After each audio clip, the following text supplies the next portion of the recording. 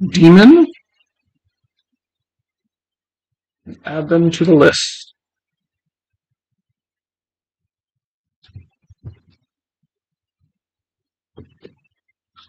All right. Next up is the Dread.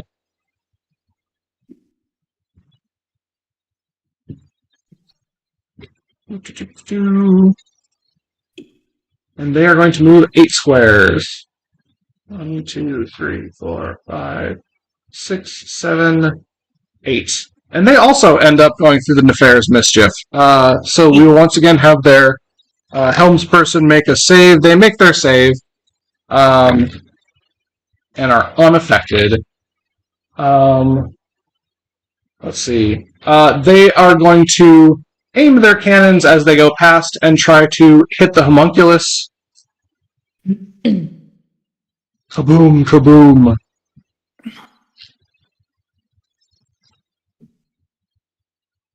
And both will... What's that? I think you mean the Hutintilculus. Yes. Homunculus.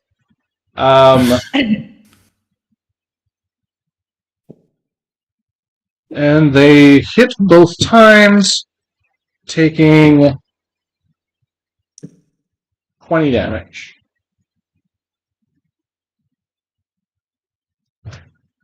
Cool. Gold Spring. All right, so Gold Spring is located right next to Bodhi at the moment. And it is... Yeah, the Gold Spring is very damaged. You can see there's one mercenary at the wheel that is desperately trying to control it as they move around this whirlpool. They're going to make their roll for the turn. And they roll a 1. So they only move 1 square forward. The Duchess is spitting out little gouts of flame at the mercenaries, trying to, motivate them to do a better job. It's, maybe working. Some of them are eyeing the brine and thinking maybe this isn't the best decision they've ever made in their entire life, and perhaps the money's not worth it. Up next is Little Chugger, who is going to be chugging along.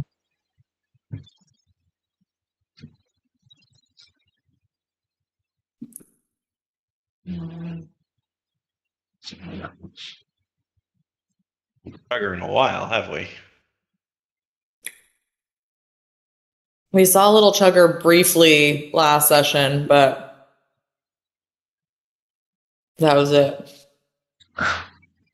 I feel like Little Chugger's entire purpose in this has ended up just making the players paranoid they're about to suddenly lose the game. Yeah. Mm-hmm. Waiting. Yeah, Was that not the purpose? Is that not purpose? Originally, I was just thinking of random fun things to do, and but I have seen the effects that Little Chugger has had. Gotta go fast. And random fun things to do weren't make your players paranoid? I'm pretty sure it was. Well, maybe. All right, the Nuatu is going to move. I think, yes, there we go. Nuatu died. And they are finally managing to get kind of away from the whirlpool. The druids have re-landed. There's lots of sweating and wiping foreheads and whatnot as they re-humanize. I guess they're elves, so they turn back into elves. And then lastly is the homunculus. Or the homunctedentulus. And they will move 7 squares. 1, 2, 3. They will move through the zone. I will have them make a save. Oh, that's the wrong die. That's a D12. That's kind of unfair. They succeed. And they're coming up behind you. All right. And then the last is the Flying Shardman.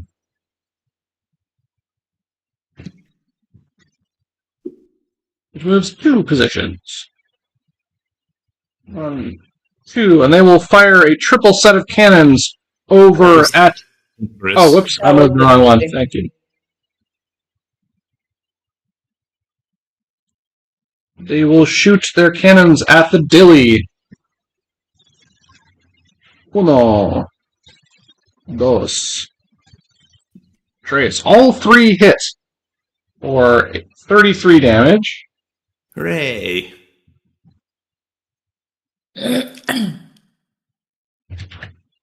Not that the dilly seems to mind. Like, it's got lots of fires, but there's fuelings running all over the place, putting those out.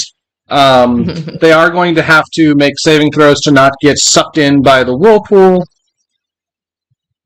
1, 2, 1 for each cannon hit. And they succeed on 2 out of 3, but do get pushed 1 square closer to the whirlpool, slowing them down. Alright. Back onto the ship. He said, back onto the tattered alien. And Vala, you're up. Okay, so I'm gonna go up 3, 4, 5 so that I can look out the cannon holes so that I can see where the dynamite is. Okay. And then if I shoot a firebolt,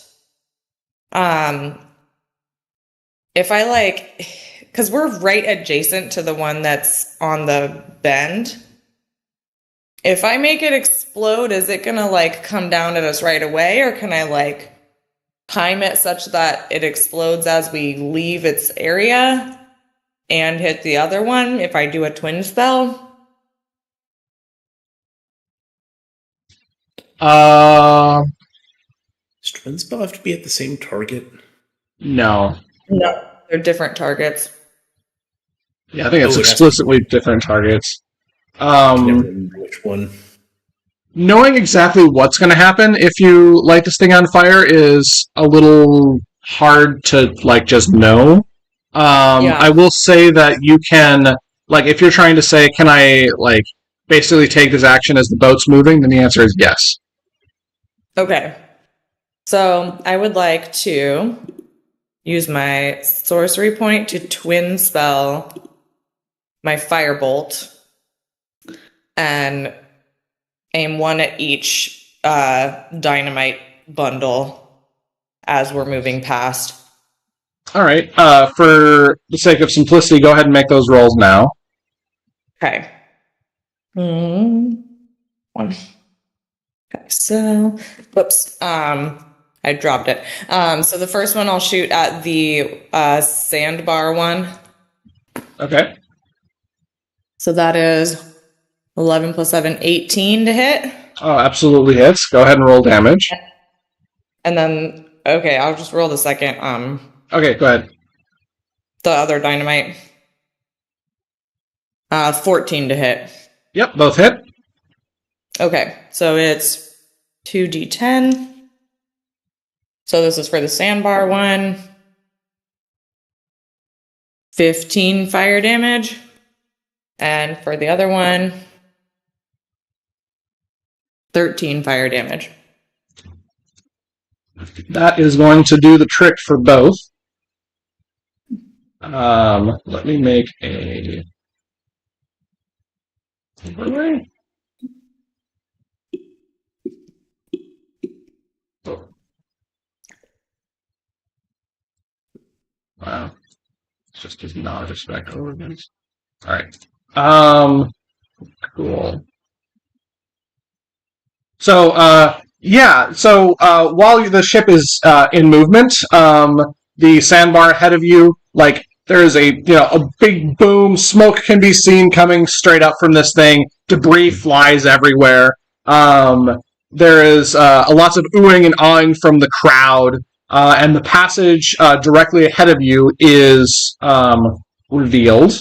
You can navigate through there. It might be a little bit perilous since there are still shards of rock, but it is definitely passable.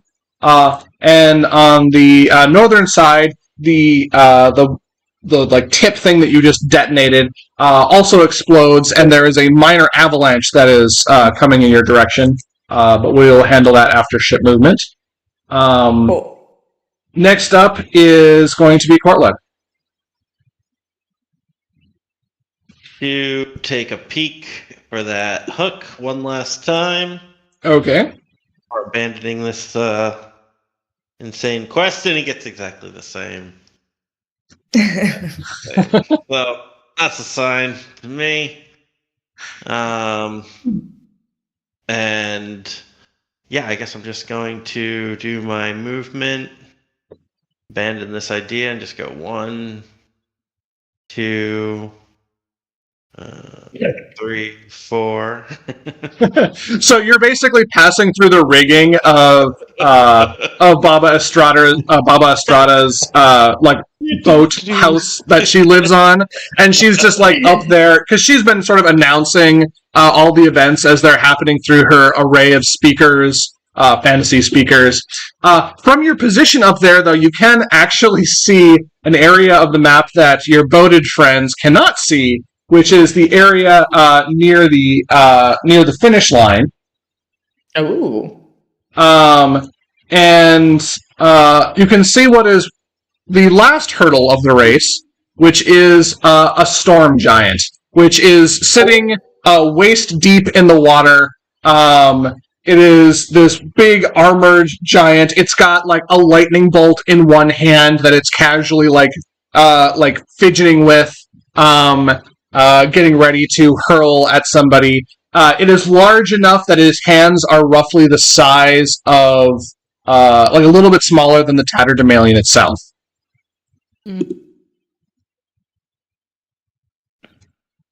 Oh, I forgot to roll for what mine at There's Mischief was doing this turn. Yes, please do. A 1, which means the smell of apple pie fills the air, and each creature in the cube must succeed on a wisdom saving throw or become charmed until the next start of my next turn. All right. Well, at the moment, I think there is just the members of the Dread are in that area. And sadly, they're immune to charm, so they are unaffected by the smell of apple pie. What can I say? However, others may move through it, so we will see. All right. Up next is the Flying Demon, and the members of the Umioaru kind of like venerate the demon as it flies away. It has the same like samurai helmet, except the constantly smiling faceplate has been turned upside down so that it is now a constantly frowning faceplate. And it's going to move 1, 2, 3, 4 in your direction. Actually, I have it move diagonally and go right there. You can see that it's got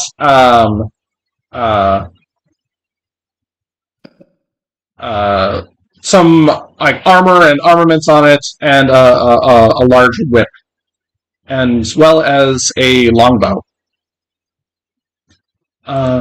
Let's see here. Five-tail, you're up.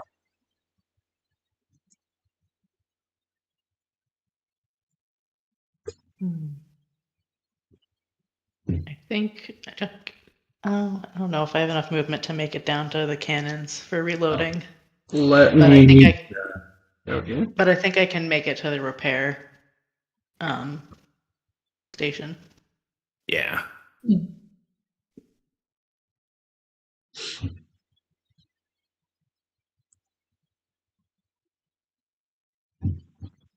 Minute.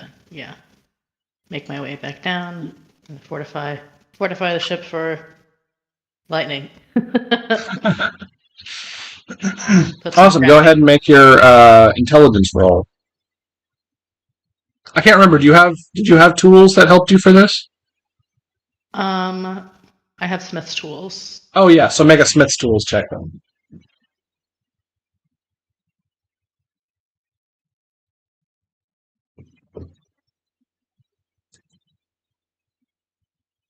I'm not sure what to select for that. Oh, okay, yeah. You make because this is a tool check and you have proficiency. You'll make an intelligence roll and add your proficiency bonus. Okay.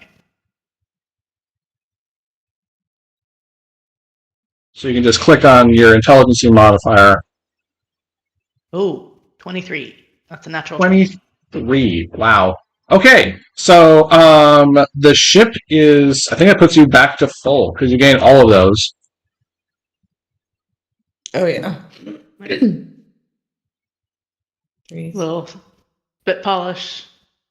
Wax on, wax off. No, I think in this case you want to keep the wax on, but Yeah, I think that takes us back to full. awesome. Well done. Excuse me. Next up is going to be Pierre. Pierre whips invisible sunglasses out of his invisible front pocket, flicks them open, and puts them on as we glide through the opening. Yeah, because you can't look at the explosion. That's just not how it works. Yeah. Love it. Awesome. And then, no, there's no goblins left, so I can bring that. All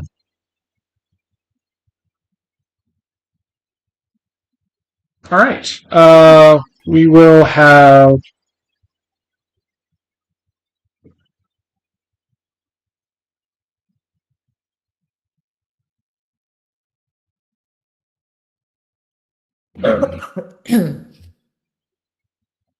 Think. Put that on here. Here, let me just do this.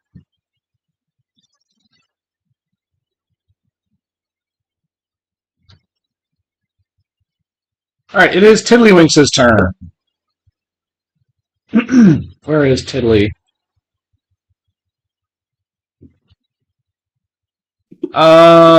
So they suddenly stop laughing, or not so suddenly, and evil. We can't go away because that's on the boat. And it is going to basically move over and try to wrap some tentacles around the dread. When it does this, it does go into the area of Nefair's mischief. So it will roll its saving throw. And that is going to be a failure. I don't know if if a giant octopus has a fondness for apple pie or not, but this one now. apparently does.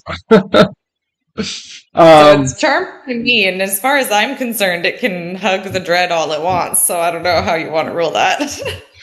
Well, charm isn't like domination, so it wouldn't like do your bidding per se, anyways. And you're so far away from it at this point. I think it's not really going to have a big effect on what it's doing, but it is going to feel, as it's hugging you, it's going to be like, that one lady I saw on that boat before, she's swell.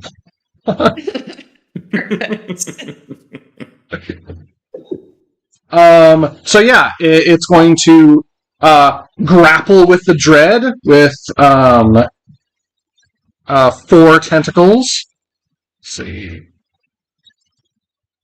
Wow. Oh my gosh. Yeah, 3 out of 4 grapple onto it. Let me go ahead and bring up my that one.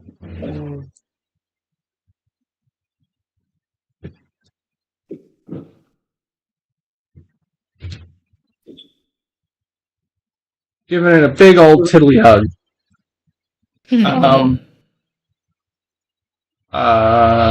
Next up is going to be the Dilly.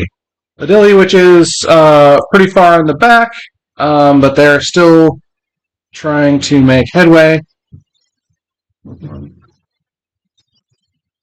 Oh, they have to make a saving throw to try to actually get out of the pole. Whirlpool first. Oh, and they succeed with flying colors. So they'll move their full 4. 1, 2, 3, 4 over to there. After that is the Umiyowaru, who is currently not being grappled by Tiddlywinks.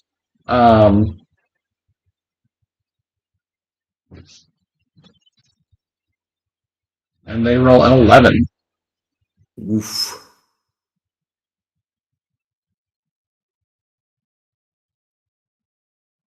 And then Tatterdemalion. Actually, I think I might have skipped you guys, but go ahead and roll. I guess just roll once for navigation since you moved away from him. Yep.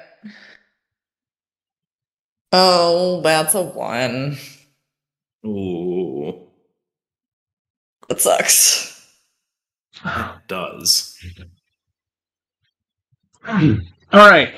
There is, as you move forward, not very fast because you have moved away from the navigation area, the dynamite explodes in front of you. The dynamite explodes to the left side, which I don't know if that's starboard or port because I'm not actually a boat person.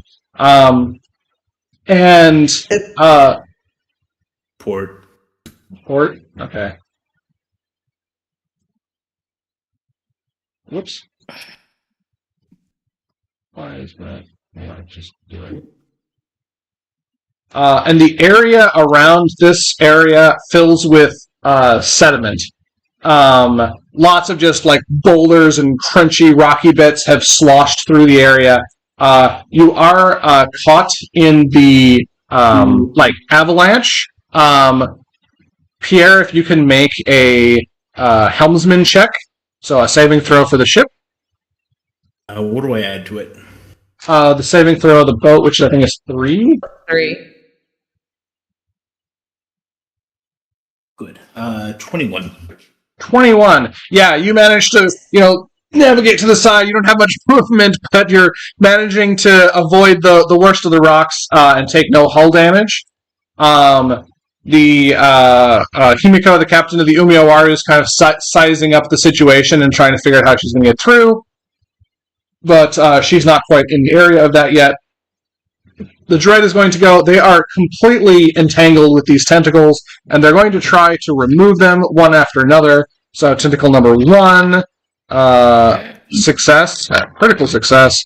Number 2 stays, and then number 3 also stays. So they don't manage to make any movement here, although they do manage to.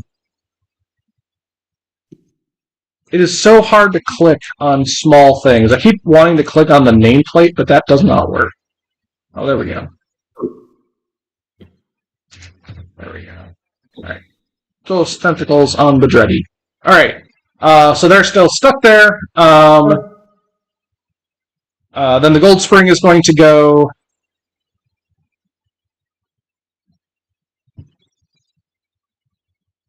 They have managed to get some repairs done. 5, 6.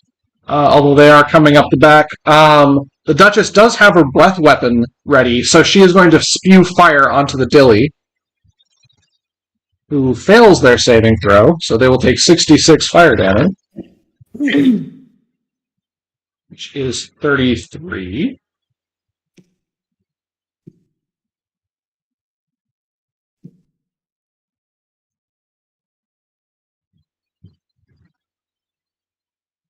Okay. Little Chugger is little chugging, as they are wont to do.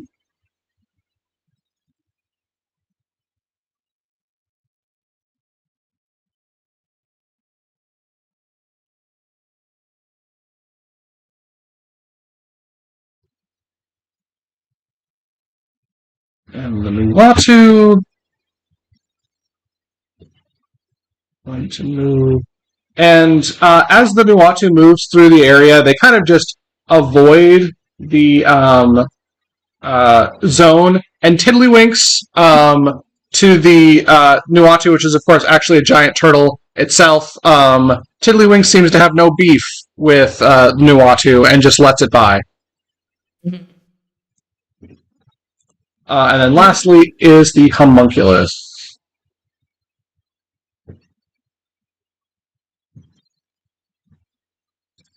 Where? Oh, they're up here. They're actually going to shoot. I think they're going to shoot their right-facing cannons at the Umiyawaru.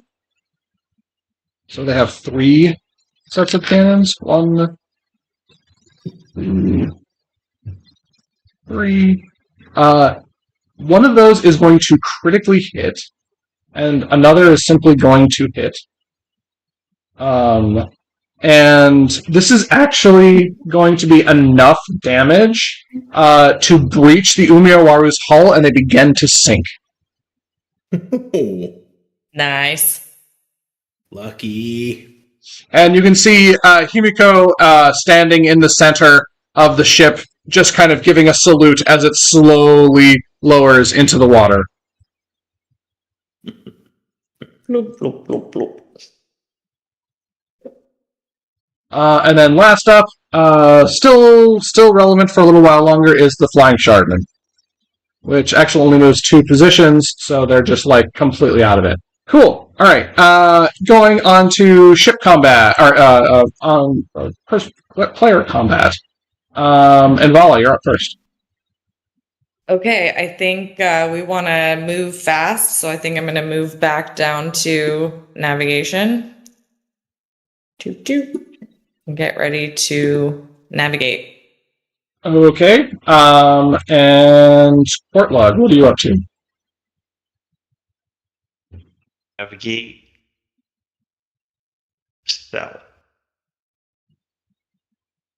3, 4, 5, 6. No, what am I doing? 4. Okay. That's it. All right. The Aaron, yes, is going to move. And she is now floating in the air, above the, basically right above the shortcut, looking for trouble. And then, it will be Five Tails here. And I'm gonna head down to the cannons to do my backflip reload routine. Do you have any range that could disable the demon bearing down on us? A short bow. Okay, That no range. then. I don't know if that's a little pinprick. Probably, yeah. Probably not. I feel like the cannons will do more than my crossbow. Probably.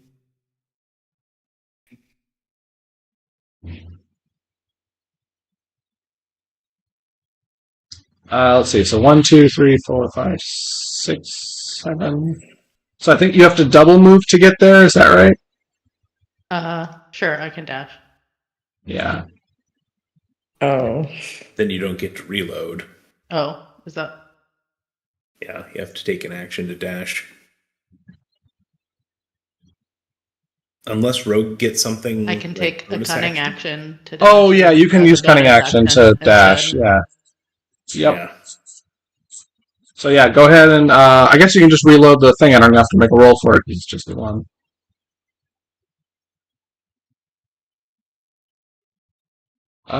Great. And then Pierre, what about you? Let's see. I'm assuming I'm going to need to steer through this gap. Probably. Yeah. Probably not wise to.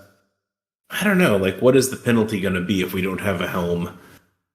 Because I mean, we just go straight, right? Yeah. If you're not steering. Yes, and you will not have. You'll basically fail saving throws to avoid obstacles. Okay. Yeah, I feel like there's going to be obstacles we need to avoid in this passage. Yeah, me too. All right, I'm going to keep my invisible hand on my tiller. All right. Okay.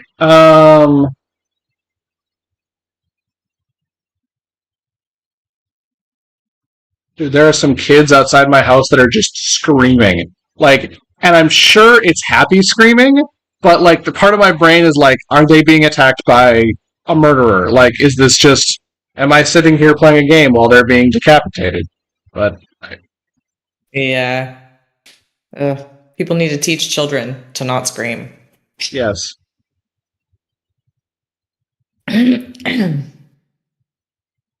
Alright, going back to Bertha Bay. First up is the Dilly, which is not dilly-dallying. They are going to... Oh, wait, no, they succeeded in keeping out of the whirlpool, so... Right. Just making some rolls.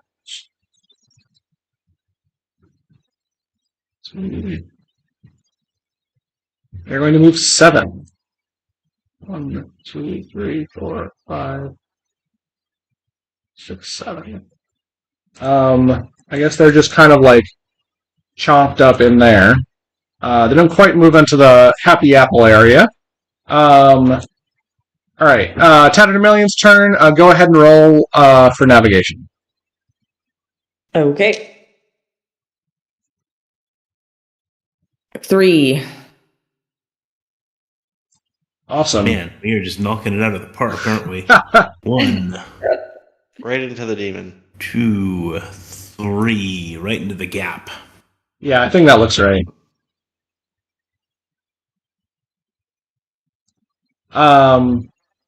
Great. So there is lots of stuff to avoid here, so go ahead and give me a Helm's saving throw to avoid grounding yourself. Well, that's good. 8 plus 3, so 11. Yeah, so you have temporarily run aground on some of the detritus in the area. You will take 12 damage to the hull, and are currently unable to move until you get out of it.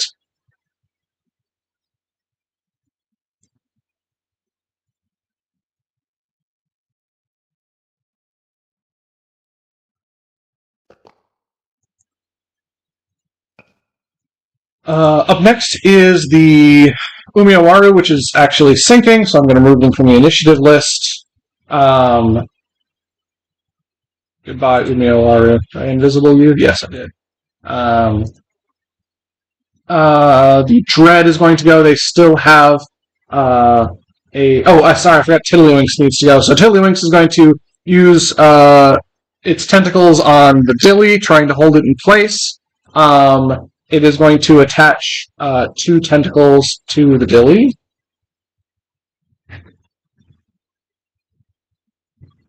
And it is going to use its other 2 tentacles already attached to the Dread to attempt to crush it. Rah! Smash! Oh, that is not very impressive smashing, Tiddlywinks. So it does not manage to damage the Dread, just manages to give it a nice big warm hug. The Dread's going to go on its turn and attempt to remove the last 2 tentacles. First one removed, second one also removed.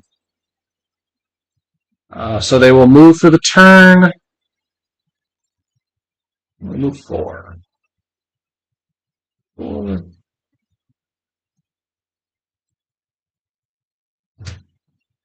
Alright. And they are reloading their cannons. Gold Spring. Let's see if the Duchess gets her breath weapon back. She does not. So they are going to move.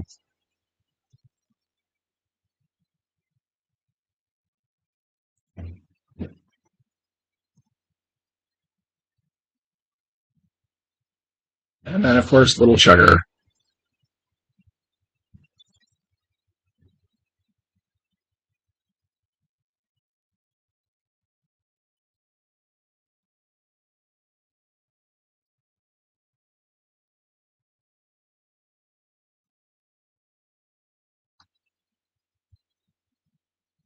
Nuatu and Homunculus. Let's see. Nuatu is not really looking for a fight, but they only rolled a 1, so they're going to move up next to the Dread. And then the Homunculus is going to go. They've actually rolled an 8, and they're going to have to make a saving throw against the debris, which they make. 1, 2, 3, 4, 5, 6, 7, 8. They're going to avoid the shortcut and simply take the safer, easier route. And then that's that. Let's see, Timberlinks is gone. Giant has no reason to go yet. I think. The Shardman could be relevant here. Nope, they need 1. Cool. Back into ship round. And Vala, you're up. Okay. Do we want... Should I stay here navigating, or should I... Oh, no, 5 tails on the cannons. But if I go up, I can shoot magic through the cannon holes. What do we think? Movement or offense? Do we have any defensive things we can do? We can't do anything defensive Our against offensive incoming things. stuff, Offense is right? our defense. We don't Right. know demon can do yet, so I would probably favor movement at this point. Cool. Yep, I'm down with that. Change things pretty dramatically. Yeah, I'll stay where I am and use my action to navigate. Guys, I Alright. got the Storm Giant. Don't worry about it. Great. So I'm going to roll my d4. Oh, yes, for your mischief. Yeah, it's Nathair's Mischief now is a number 2, which is bouquets of flowers appear all around, and each creature in the cube must succeed on a dexterity saving throw or be blinded until the start of my next turn as the flowers spray water in their faces. Wow, that sounds like something Pierre would approve of. Right? Flowers. Okay, I guess that is currently just Tiddlywinks making that saving throw. Poor Tiddlywinks. Oh, and she has once again failed. So, She's like, I don't know why, but just the fact that there's just this small little area compared to her large stature, and it just keeps messing with her. serious. So now, like, she's thrashing around with her tentacles and trying to stay up. I feel like it should be blowing air in her eyes or something. Yeah. All right, Courtlug, what do you got for me? I'm gonna move until I'm within 30 feet of the Storm Giant. All right. So I think that I can do that. 1, 2, 3, 4. And that's all I can do. All right. I'm really curious to see what is going to happen over here. Kind of within 30 Bold feet. move. All right. It is now the demon's turn. So she sees that your ship is kind of stuck and is going to come and land on it. Oh boy. Let's see, do I have? I don't.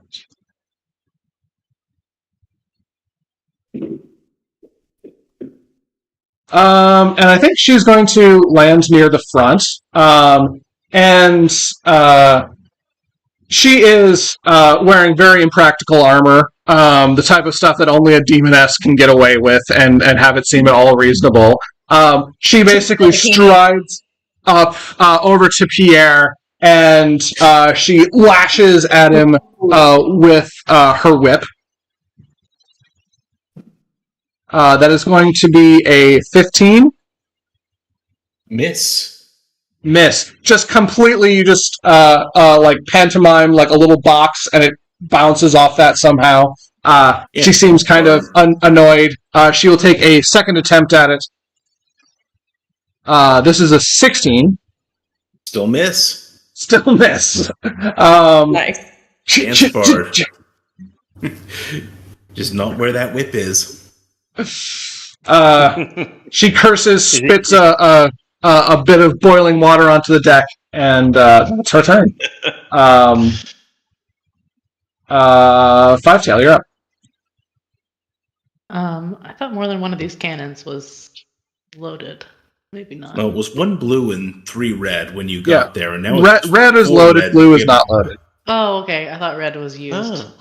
Oh, Now I see. Handy. that's But better. we're not next to anybody. We've just got this on the person on the ship now. Mm-hmm. Maybe you can just point one of the cannons just a little bit through the back of the ship. Just up through the bow. Yeah, just up through the bow. Oh boy. All right, you can probably get a sneak attack in there. Yeah, That's true. no, we got it flanked. Yeah, I could get up the stairs and get in there with a sneaky crossbow bolt. All right. Yeah, for sure. All right. I think that's what I'm gonna do. This non-boat optimized thief.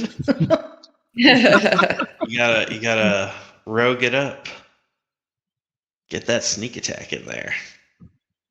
Yep, go ahead and give me an attack roll.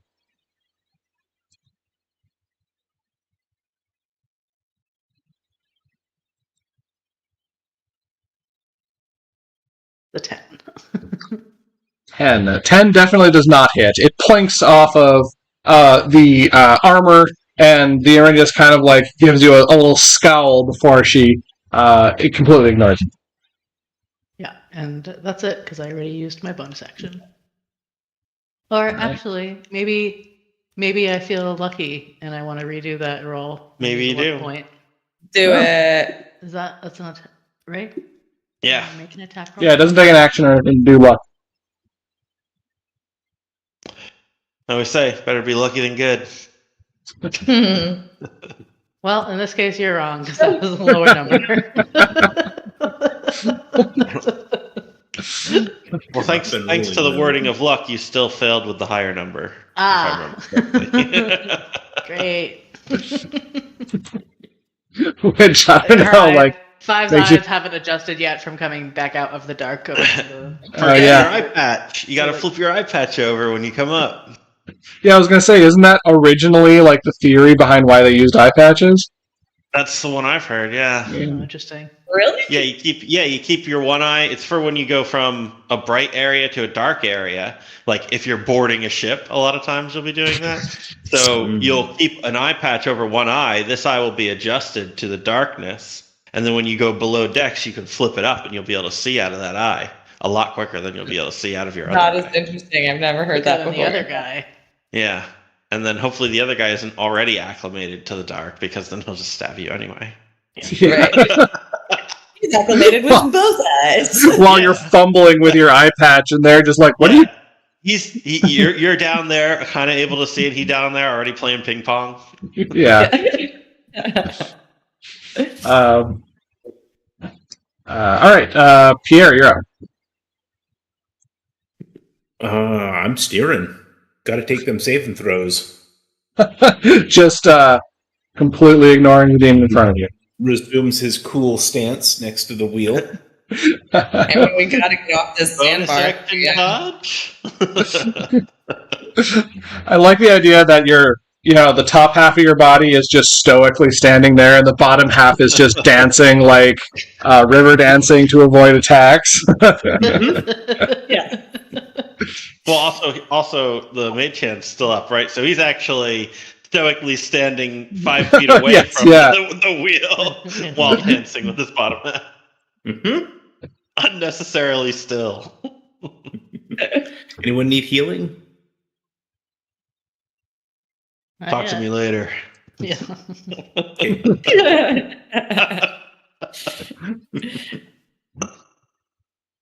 All right, moving on to, I guess that's the end of that, so we'll go on to ship combat.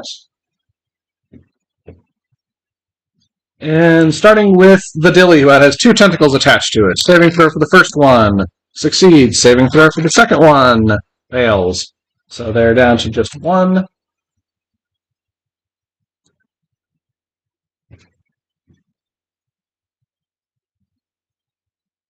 And it is now your guys' turn. Let's start with a saving throw to try to get yourselves out of the sandbar. It's 20. Non-nat. All right. Go ahead and roll navigation. All right. Yeah. Still rolling great over here. 3. Let's see. That's 1, 2, 3, I believe. Yep. Oh, Bodhi keeps getting moved.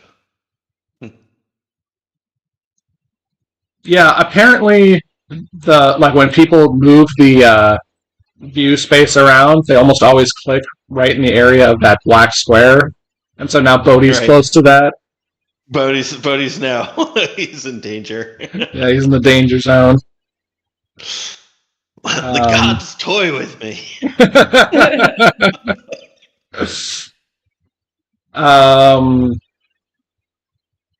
Navigation move, I guess that's all that we're doing for that. Other ships, let's see how fast I can do these. Dread is going to be just moving as they reload their cannons. And they will move 2 entire squares. Gold Spring, see if the Duchess gets her flare weapon back. She doesn't. They will move 4 squares. 1, 2. Well, they're kind of hemmed in by the Dilly, which is stuck on tentacles, which is stuck on Tiddlywinks. So they're not really going anywhere at the moment. Gold Spring. Sugar, you want to homunculus. Little Chugger is going to roll. Where's your die? Here we go. Okay, and then... Okay. Huh. 6. Homunculus is going.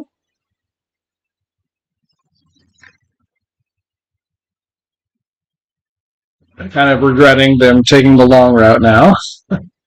And then the Nuatu.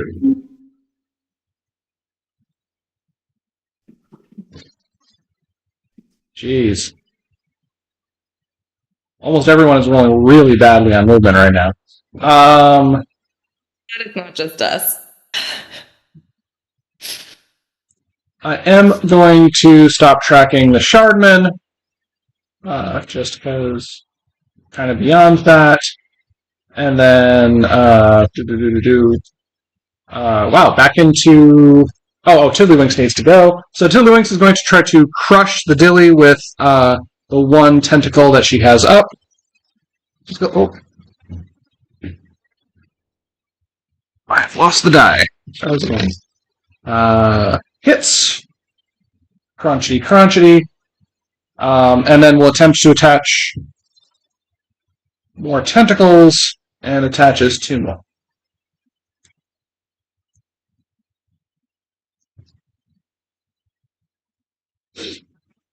Okay.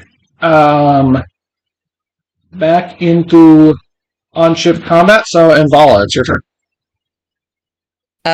Pierre, do you want some help, or do you want me to stay down here navigating? Stay navigating. You got it. I will stay here. All right.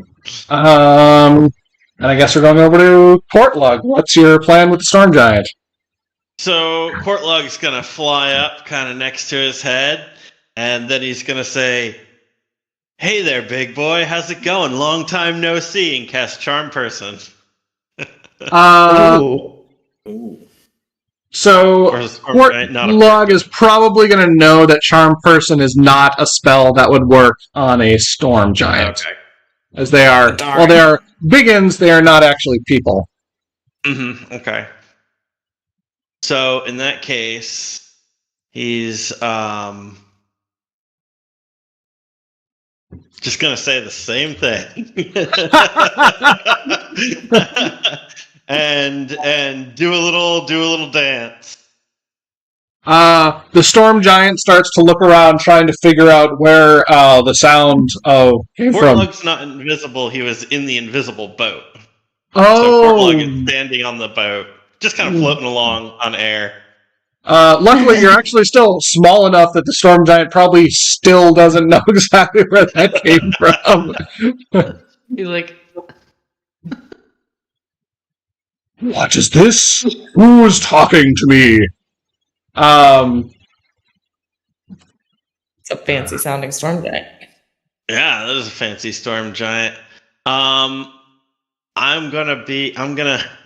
want to say that, oh man, that would require a lot of,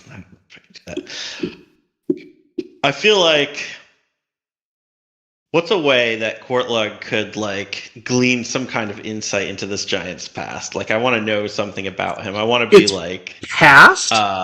yeah, like, I want, in my perfect world, I want to be his, like, the voice of his, a long lost pet. Okay, so you're trying to basically do like some Sherlock Holmes stuff where you check to see what's under its fingernails and what it's wearing to determine, something about it. I will give you a very difficult investigation roll if you want to just sit there and spend a round, like, trying to learn what you can about its mannerisms. I'll spend a round to do that. Yeah, I know. All right. I don't think I have enough knowledge about storm giants to really. Sure. Yeah, I'll make that roll. Let's see what happens. Maybe I'll get lucky. Ooh, that's an 11. Would you say investigation? Yeah. +0. Sweet.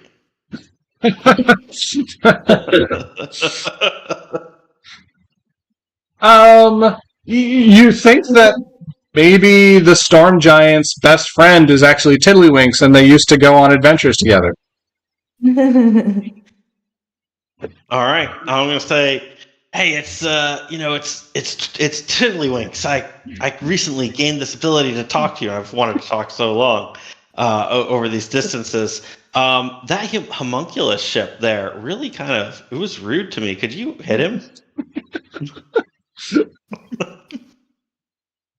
Tiddlywinks, we have never been on good terms. I cannot believe that you would take this moment to address me as such, although I commend you for finally gaining the ability to speak, as all sentient creatures should.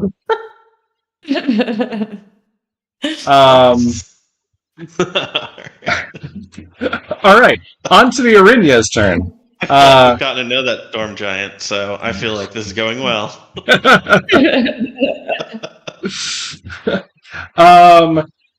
Okay, Rinya's kind of like wraps her whip quickly around her neck and then pulls out her longsword and is going to make 3 attacks at Pierre. Wow, 3. Cha-cha-cha! The first is going to be a 17 to hit. That's going to hit. Hey, we've been working up the numbers. Let's see, that is going to be, you take 9 slashing damage. Okay. And 13 poison damage as the blade bites into your flesh and you feel like it transferring some sort of nastiness into you. Attack number 2 is going to be a 23 to hit. That's going to hit. And that will be 9 slashing damage. And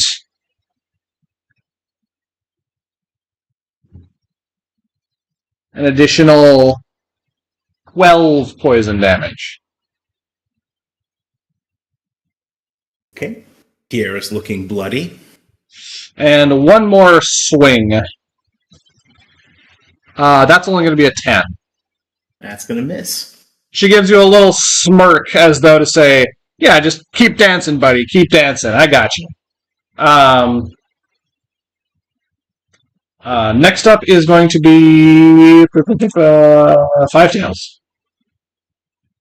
I'm hoping that the scuffle will be enough of a distraction that I can get a shot in. Absolutely. I'm gonna go for it with that crossbow again. Is there? What's the proximity? Oh, that gives me the sneak attack because he's next to her. Yeah, you are sneak attacking because the demon is next to Pierre. So. And that comes into effect on damage, or On damage, yeah. that was a 15 to hit. 13 is not going to hit. Your crossbow bolt clings off of yet more of the improbably ineffective armor that the demoness is wearing. All right, burn another luck point. Go for a worse roll. Luck is never better. No, it's not working the way it's supposed to. You're rolling a d20, right? I'm rolling with a dice that the button rolls for me. Man, those are some low rolls. Yeah. Indeed. Any movement you want to do?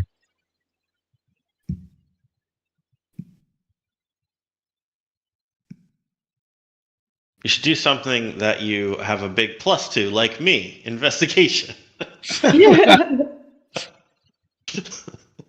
I can acrobatic her to death or hide.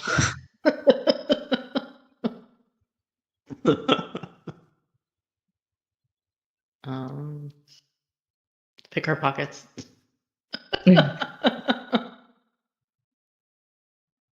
That would be impressive because I don't think she can hide any pockets in those clothes. Well, I mean, it's female armor, so they don't have pockets. Right. The male equivalent does, though, for some reason.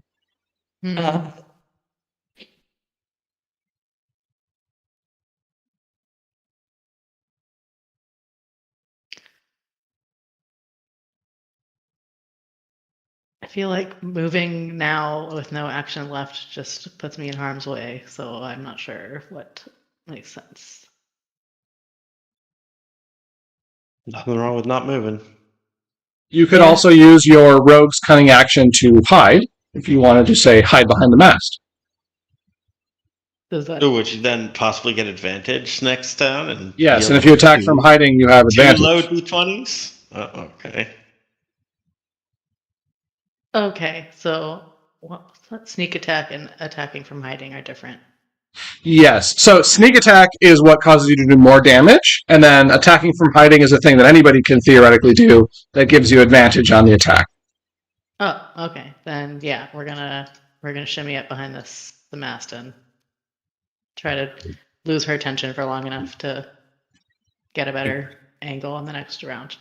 Awesome. Go ahead and give a rogues can do that as a bonus action. So go ahead and give me a stealth check for your hide.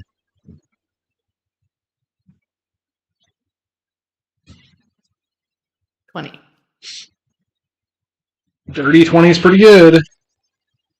All right. Next up is going to be Pierre.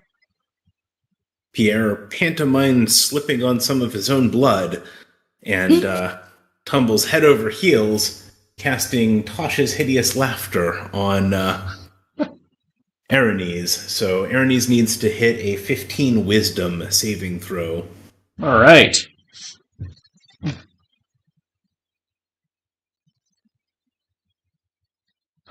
She very much does. She kind of like gives a little bit of a scoff, but that's about it. Aww. Okay. See, don't think what's my movement speed here? 30 foot? No, I'm not going to be able to get out of range. I'm going to hold my ground. All right. See that? No, I cast as a primary.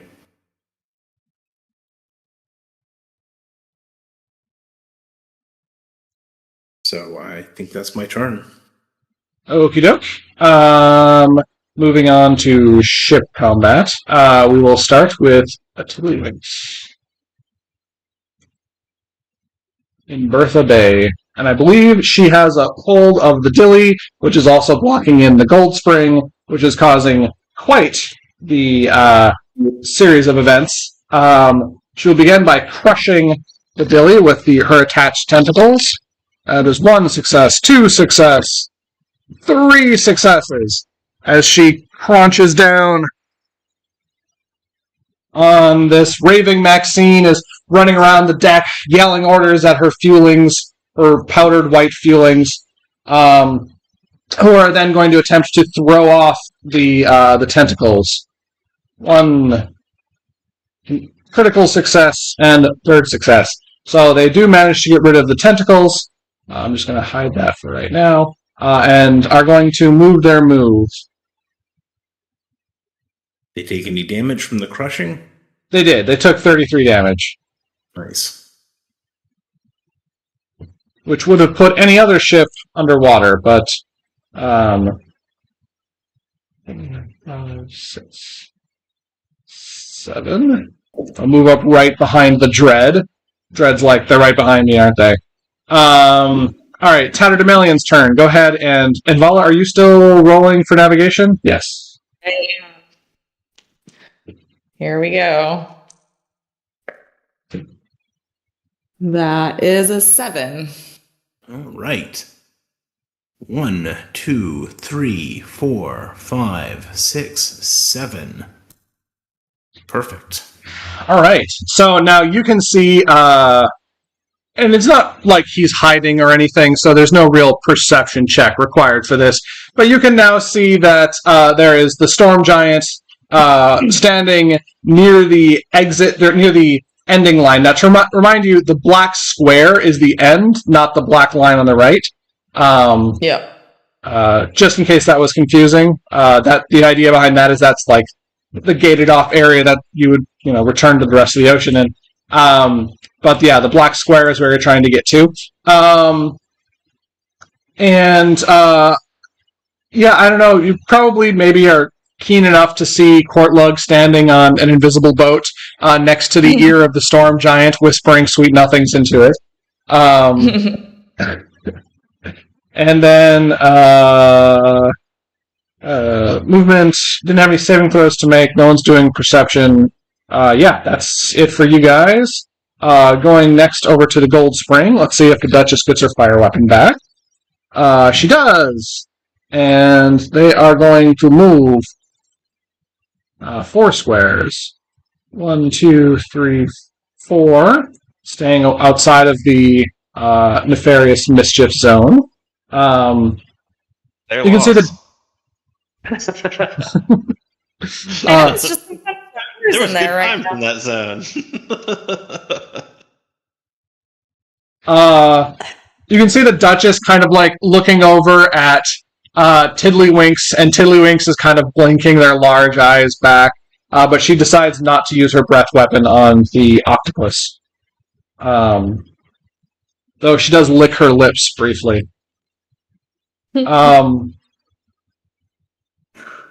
see, who's up next? The Dread. Dread will go. They'll move 3. Right past the Nuatu. Dread has reloaded their cannon, so they're going to take us some shots at the Nuatu. Kaboom! 1 and 2, both completely miss, splooshing into the water nearby. Little Chugger is going to go next.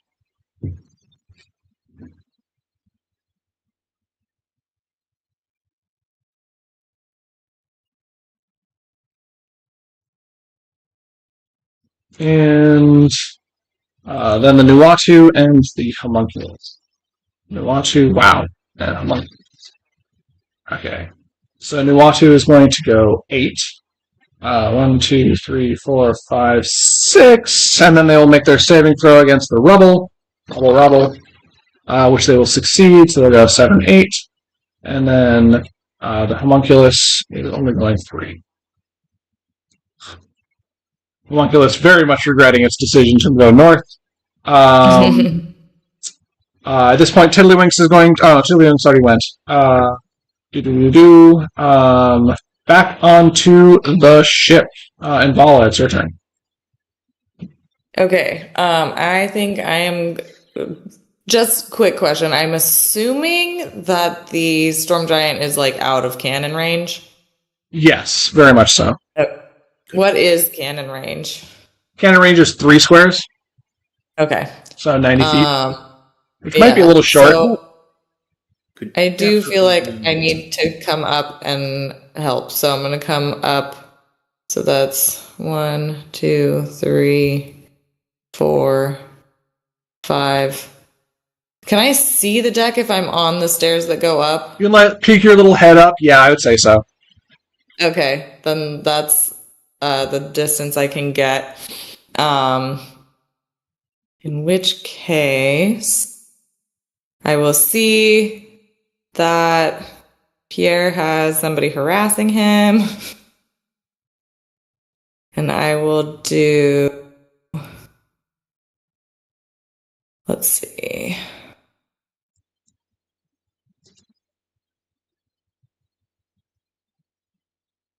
I'm going to cast a first level Chaos Bolt at the Arrhenius. This is the one where you roll dice to see what damage type it is. Yes. Yeah. The most absurdly complicated bolt spell in the game. I made a Chaos character. That's a 15 to hit. 15 is going to hit. Oh, yay. Okay. So now I have to open it up and read what the ridiculousness of this is. Okay. On a hit, the target takes 2d8 plus 1d6. Okay. So 2d8s.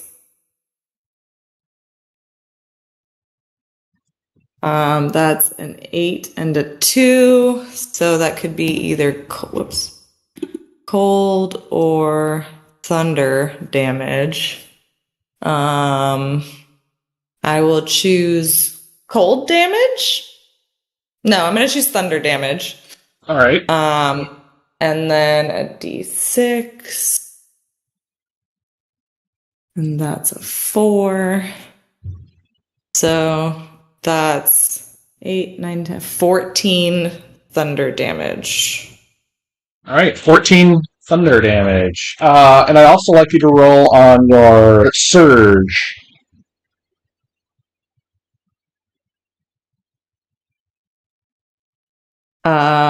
Nope, that's a 10, so no wild magic. All right.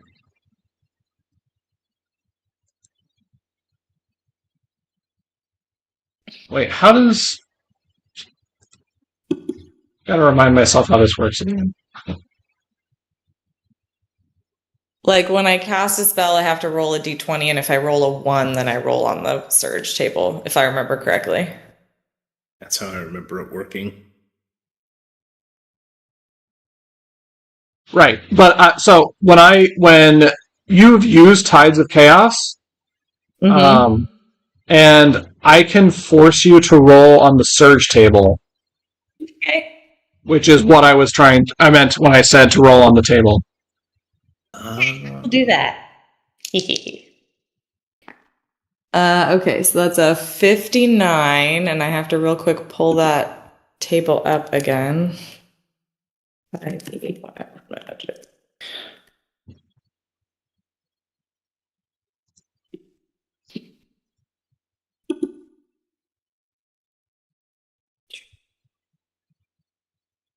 $59. I regain my lowest level expended spell slot.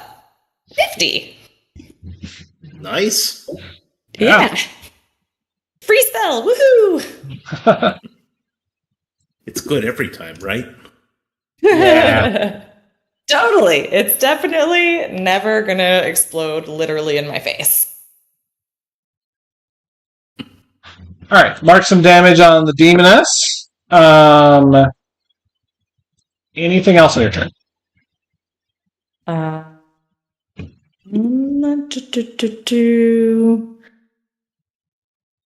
I think just to have them as a bonus action, I'm going to convert one spell slot into a sorcery point. Okay. Just a first level, so one sorcery point back. And that's it. Okie doke. Courtlog, it's your turn. I know we didn't get along, but I've always looked up to you, no pun intended. Also, I'm thinking of starting a band with this music that I make when I smash up these ships, and I play him some like metal drum riffs while he's smashing up that ship in the background. Yeah, give me a performance check. That's all I'm trying to do is get a performance check. Yeah. Oh my god, I rolled a 2. Oh. So that's a 12. Okay, Tiddlywinks is not much of a bard. Well, there is. I appreciate the groove, Tiddlywinks, but I'm on duty right now.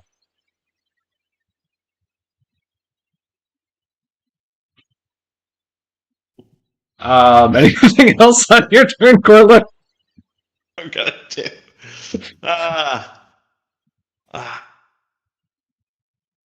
I'm going to. I'm just gonna cast antagonize on him and move 30 or move. However many feet away I can move after that. Wait. What is antagonize? Antagonize. You whisper magical words that antagonize one creature of your choice within range. The target must make a wisdom saving throw. On a failed save, the target takes 4d4 psychic damage and must immediately use its reaction to make a melee attack against another creature of your choice that you can see. If the target can't make this attack because there's no one within its reach or its reaction is unavailable, the target instead has disadvantage on the next attack roll it makes before the start of your next turn. On a successful save, the target takes half as much damage only. Okay, so Wisdom 15. Wisdom 15. All right, here we go. That's a 1. So it's going to fail. All right. So he takes 4d4 psychic damage. Wait a minute, you're not Tiddlywinks' voice. So it's going to be Tiddlywinks doesn't have a voice. 3, 4, 3. So it's 13. That's fantastic roll. Psychic damage. I don't know what his melee range is. I assume nothing's in it, unless you're going to include throwing the whatever. I don't know what his attacks are. There's nothing in his melee range. Okay. I mean, other than you. Other than me. Oh, that's a ranged weapon attack. Okay. All right. And so I think that means he will just have disadvantage on his next attack roll. All right. I'm gonna move a bit. Bold move. I'm gonna hide in my boat, back down, and just kind of 1, 2, 3 maybe. Or I only get 2 actually. I'm just gonna move over the. Actually, no. Would be better. I'm gonna move back towards the pavilion area. You won't be looking that way.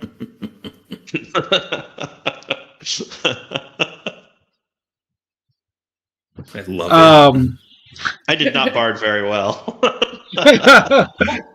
Bard harder. All right.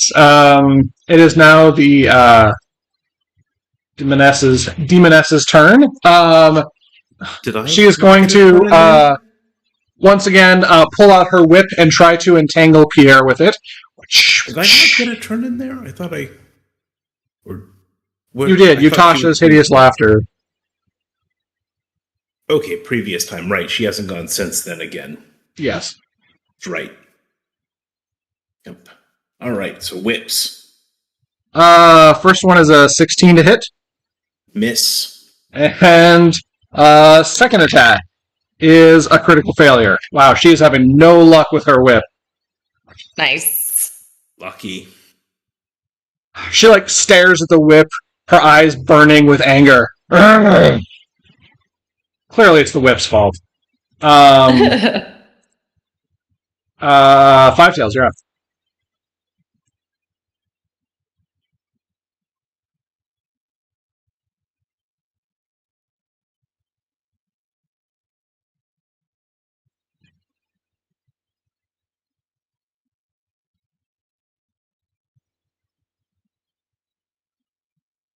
Yeah. I can duck out now with my sneak attack.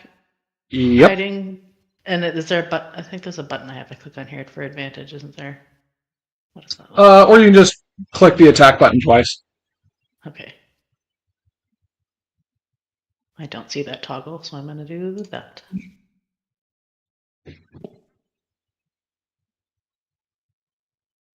Wow. This is some real specialness coming from Five Tail here. I think I might have to throw this short bow overboard and get up there with some knife action. You have actual dice. I can't see them in this lighting. Abandon the true randomness and embrace dice that feel more realistic.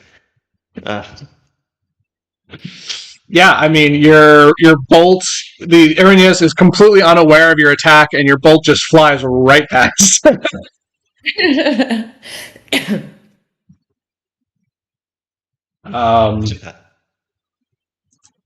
Anything else on your turn?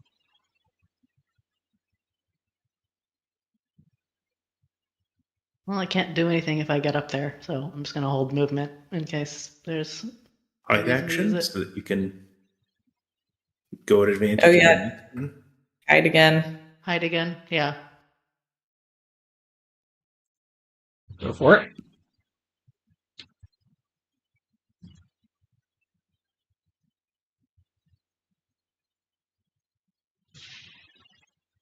Unless you want to race up and well, no, you can't take over steering. You've already taken your action. So yeah, I can't do anything even if I get up there. So yeah, right.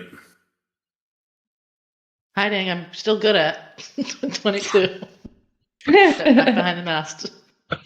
Like great. Inspecting the short bow. Like, was it jammed? What the?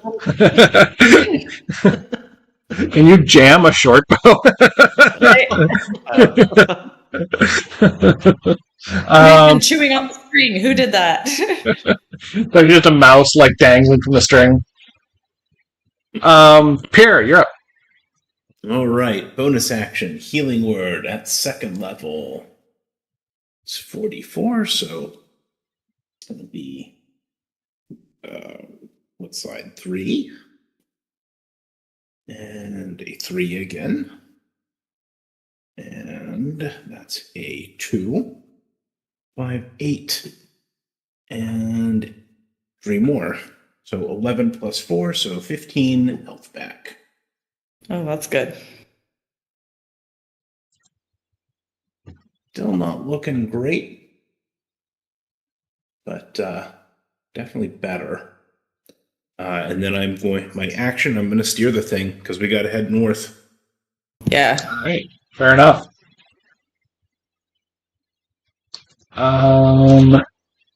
That's Pierre's turn. Let's go on to ship movement. Come on, Bertha Bay, load up. There we go. Tiddlywinks is going to start their turn, and they're going to attempt to grapple with the gold spring.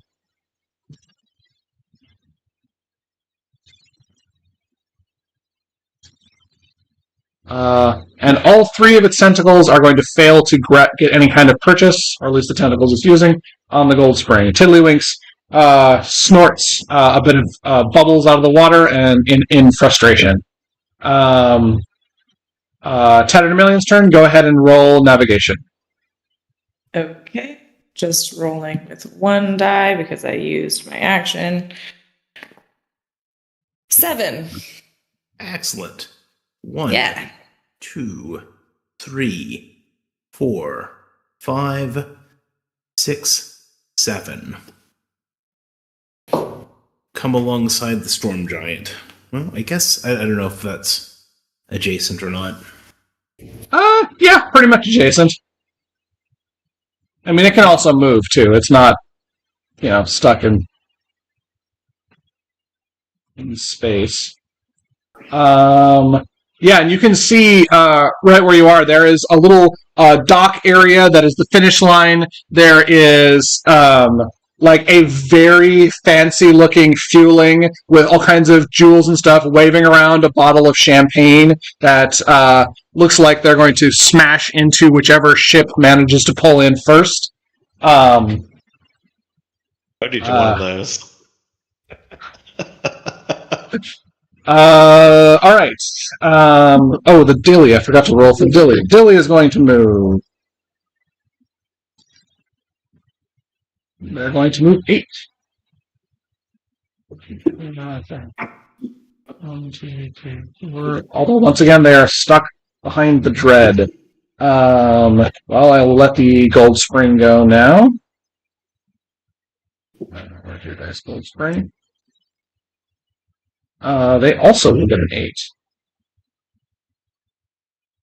And the Duchess will once again breathe fire onto the cantankerous Dilly, which will fail its save and take 30 more damage.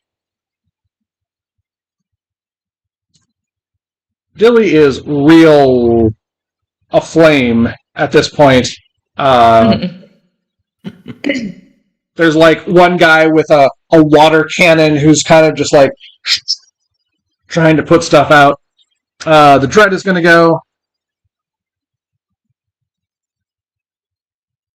They will move 6 squares. 1, 2, 3, 4, 5, 6. They'll just end there, so I'm not going to worry about them making a saving throw. And then Nuatu is going to go. They will try to navigate the... Oops, that's the wrong dice. What am I doing? And they will succeed. So I'll move 1 more square. Homunculus is going to go... Boop-a-doop-a-doo. 1, 2, 3, 4, 5. Come around the corner. Little Chugger is going to go.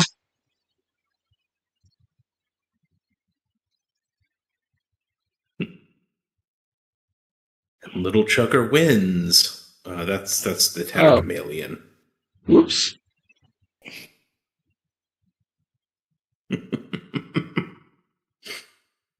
Uh-oh.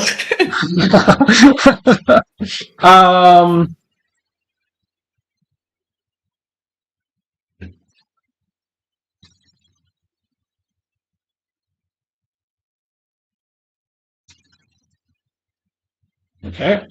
And then, did I miss anybody? Yeah, I got everyone.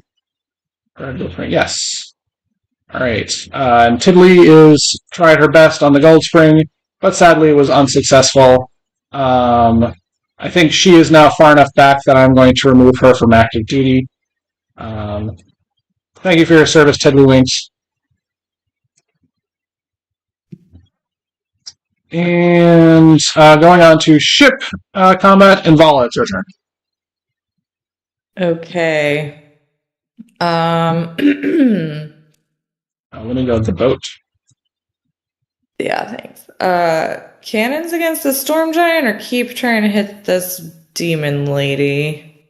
I think I'm gonna try and hit this demon lady again. Yeah, I think that's the smart play at this point. Yeah. I will go ahead and fire off. I think I will do a 2nd level Chaos Bolt.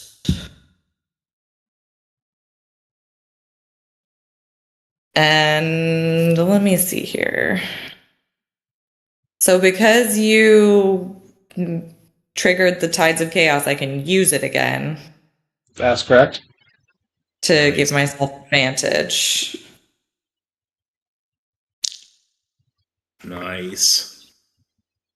Oh, that'll hit for sure. 18 plus 6 plus Yep. 7. That'll hit. Cool. So, I will go ahead and this is a second level, which means. Okay. No. At higher levels, extra d6. Okay, so I'm rolling my 2d8. That's a 1 and a 2. So I think I'm going to go ahead and do acid damage. And then a 4 and a 1. Kind of low rolls this time. But so 2, 3, 7, 8 acid damage. 8 acid damage. All right. Ooh, that's not the right thing. All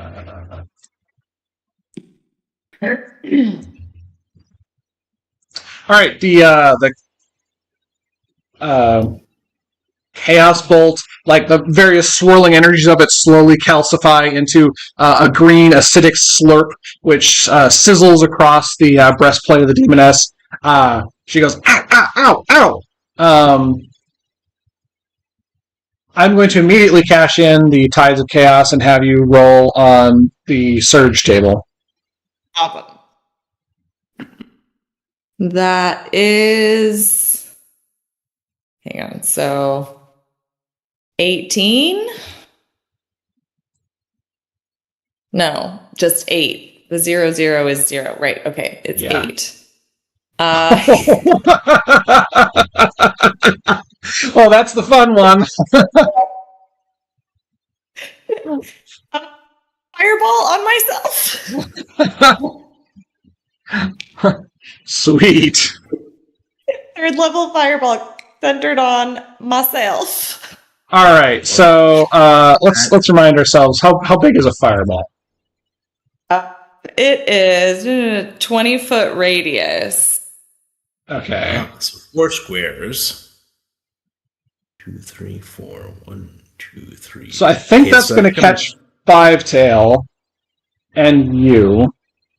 Yeah. Do I get to make that dexterity saving throw too? Yeah. I think you're like, oh shit, something's going bad, and you try to jump out of the way. So Five-Tail and Vala, each of you make a dexterity save.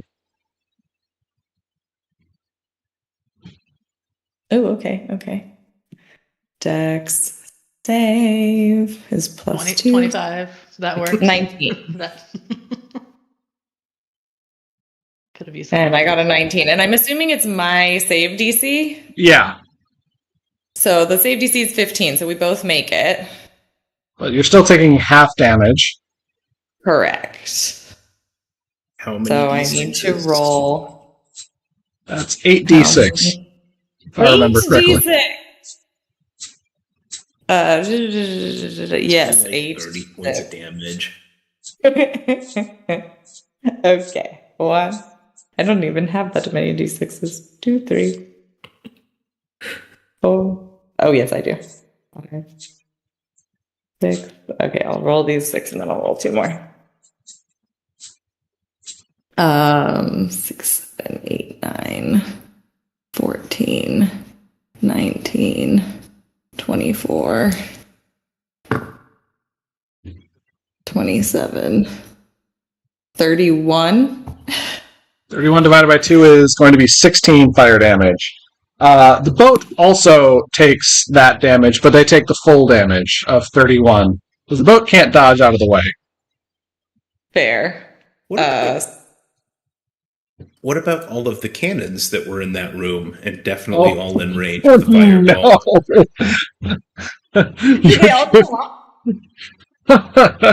All right. So first of all of the cannons are loaded. So at the very least, you light the fuses, and each cannon just immediately fires. Amazing. So boom, boom, boom, boom, just in random directions. There's nothing nearby. You probably own some random bystanders in the crowd, but the cheering doesn't slow down for that. So let me mark all of the cannons as having been fired. Actually, hold on. Would the furthest one actually? Maybe not. Maybe not. Oh, wait. Yeah, if 4x4 squares, I think maybe. No, I think if this one does not fire. Oh. If it's square, then It's a circle, right? Not a square.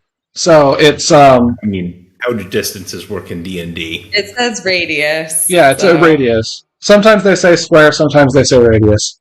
So yeah, I would say that one is not detonated. However, this is the powder. I mean, there's a lot of powder in the area. So what I'm going to do is I'm going to roll over the table, and I'm going to say on a 13 to 20, you ignite the powder in the room as well. So let's see, how do I do this? I'm just going to roll a d20. 13 or greater. Oh, that was to self. Hold on. How do I roll it to everyone? Here we go. Roll. 1. All right. So somehow, like, this fireball explodes. The deck, everywhere around you is on fire, but there's just like a little, like bit of the powder which is on the other side of the mast. That is somehow outside of the blast radius of this thing, and so you basically don't explode the entire middle deck of the ship. Sorry, guys. But there is a lot of fire all around you now, Invala. I don't know how that happened. I'm going to use my bonus action to convert another spell slot to a sorcery point so that I have 2. Okay, 2 sorcery points for you. Up next is Courtlug. What's the plan, Courtlug? He's winging it. So I think what I'm just going to do next is I'm going to try and keep this Storm Giant's attention off of the Tatterdemalion, and I'm going to cast Dissonant Whispers at him, where I whisper, Tiddlywinks never respected you. That Tiddlywinks was talking to you. Tiddlywinks can't talk. Maybe, are you going crazy? What's going on? What's going on? And just try and focus his attention on Tiddlywinks and that general air direction and his own sanity. Real paranoid. Yeah. All right. And that's a wisdom 15. He's rolled a 2. So he does not have plus 13 wisdom saving throw, so that's going to be a failure. So that causes damage, and then do they have to run away? Is that what happens there? Failed save, 3d6 psychic damage, must immediately use its reaction if available to move as far as its speed allows away from you. I forgot about that part. Nice. The creature doesn't move into obviously dangerous ground, such as fire or a pit. On a successful save, target takes half as much damage, doesn't move away. So he now has to run in the opposite direction from me. All right, so you're kind of in the back there, so he's just moving like 2 squares. His movement's 50, so I think that's pretty reasonable. And then he roll some damage. I rolled a 3, 4, 3, which is 10. 10. All right, and you can see, like, actually everyone sees this. There is a massive giant tear that is welled up and then dribbled down the side of his cheek. I always thought I was one of the good giants. Maybe I'm no better than my father says.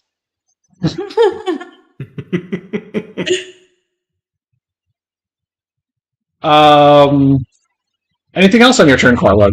You have movement you haven't used, I don't think. I'm just gonna I might just stay here, actually. This is a pretty good spot, I think. Maybe I'll move I'll just move 2 squares down. 1 square down. Oh, I don't think I used my movement. Can I use my movement to go towards the repair spot?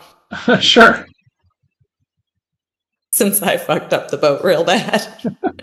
It's running around trying to put the fires 30, back out. 4, 5. Briefly 6. consider using a water-based spell and then wondering if maybe you should just do it manually. Yeah, maybe more magic isn't what you need right now. It's usually great. Let's see here. Over here.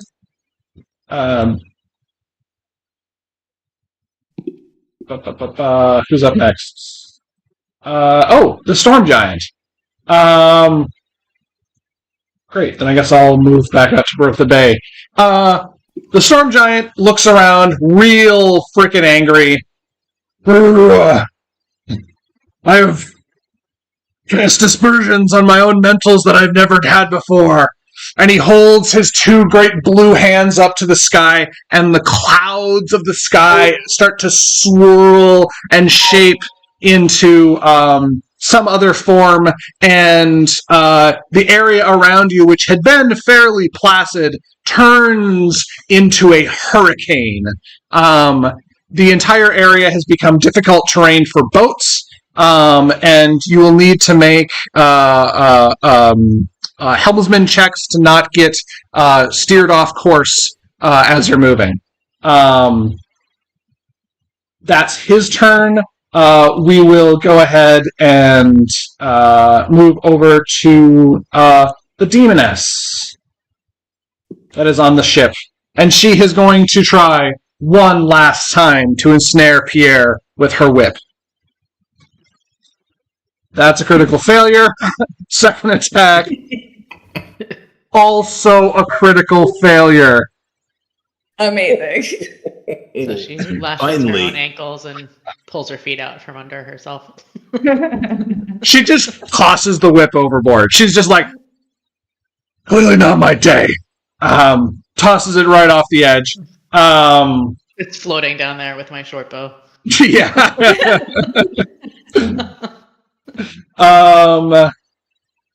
And yeah, that's going to be her turn. Five Tails.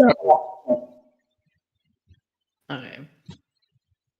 Five Tail didn't actually throw the short bow. She's just looking at it. And take deep breath and center herself and kind of shimmy, like keeping her back to the mast, just like spinning around to the other side of it so that she can look at a good angle and try and.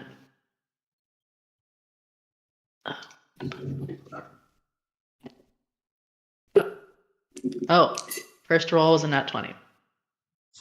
Hooray! Well, that's good. That'll work. Clearly, yeah. Clearly. She fixed the engaging mechanism, whatever it was that was getting stuck before. Shook the mice off. Yeah, shook the mice off. And then how do I apply sneak attack to that? So you can go ahead and just click your sneak on your character's features and traits. Go ahead and click sneak attack.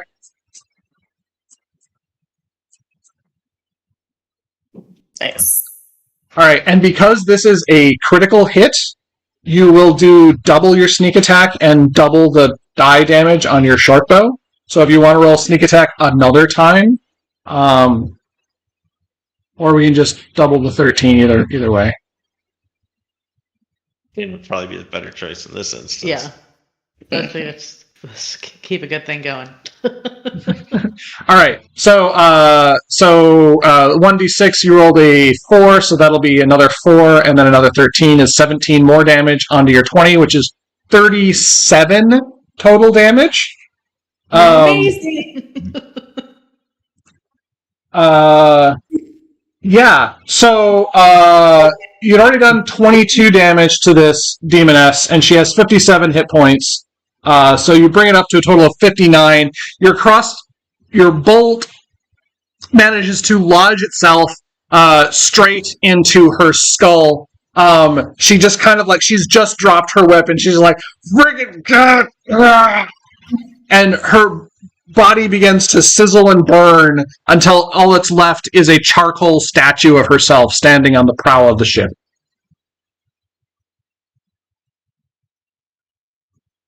I guess we're all a little chaos today.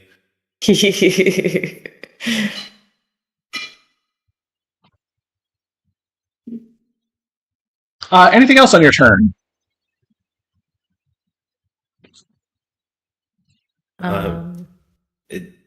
Pierre's going to beckon you to come up to the wheel to take over if needed. Give us more options. Yeah. Well, now that that threat is gone, I can still use my what's it called? You have your move and you have your bonus action left. Yeah. Is it bonus action dash or was it cunning action? Yeah, cunning action is a bonus action, and dash is one of the options there. Got You it. can So I just think I move, would I though. need that to get up there to use No. to use my double movement or how No, many you're squares only is that? like 5 You away. can- Yeah, 1, 2, 3, 4. Yeah, you're good. Okay. Yeah, should be fine with just a move. I'll put my hand over the mage hand, like. Oh wow, it's sort of like It's that Or- scene in Ghost where they're making I pottery. was just Exactly thinking what I that, was yeah. thinking. Except it's kind of backwards because the ghost is the one that's in the Yeah. front. I'll help Yeah. you, ghost hand.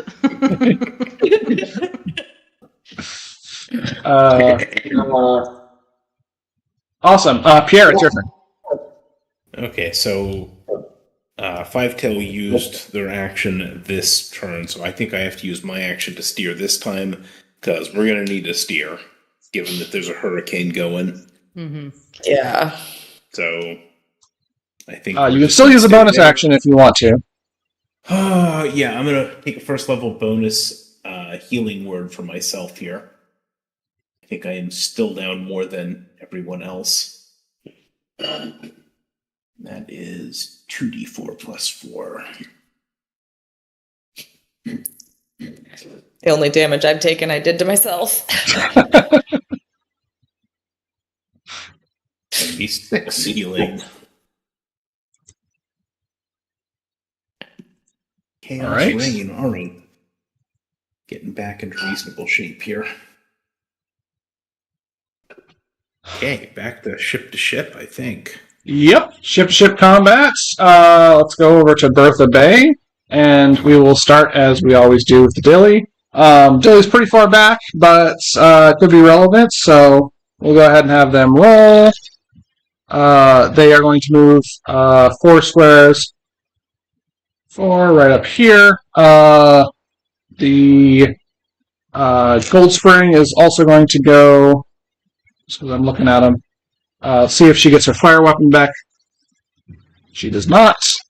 And they only move 1 square anyway, so they're kind of way back here. Tatterdemalion, go ahead and roll movement. Roll navigation. Just rolling 1 because I used my action. 5. 5. All right. So, and then also give me a saving throw, Helmsman. Saving throw is going to be 15. 15. All right, so you managed to, with using your mage hand, of course, not your actual hands, hold the helm steady. You're only going to be moving at half speed, so you move, instead of 5, you'll be moving 2 squares. But you still get to move in the direction of your choice. 1, 2. And the line is so close you can almost taste it. Bodhi starts flicking around in random directions in excitement. Only another 6 or so turns and we'll be there. Let's see. And then I'll just have the other ships move. Homunculus is going. They move 5. 1, 2, 3, 4, 5. And if it wasn't clear, the hurricane is localized to just like the final area. Let me go ahead and put a marker for that, actually.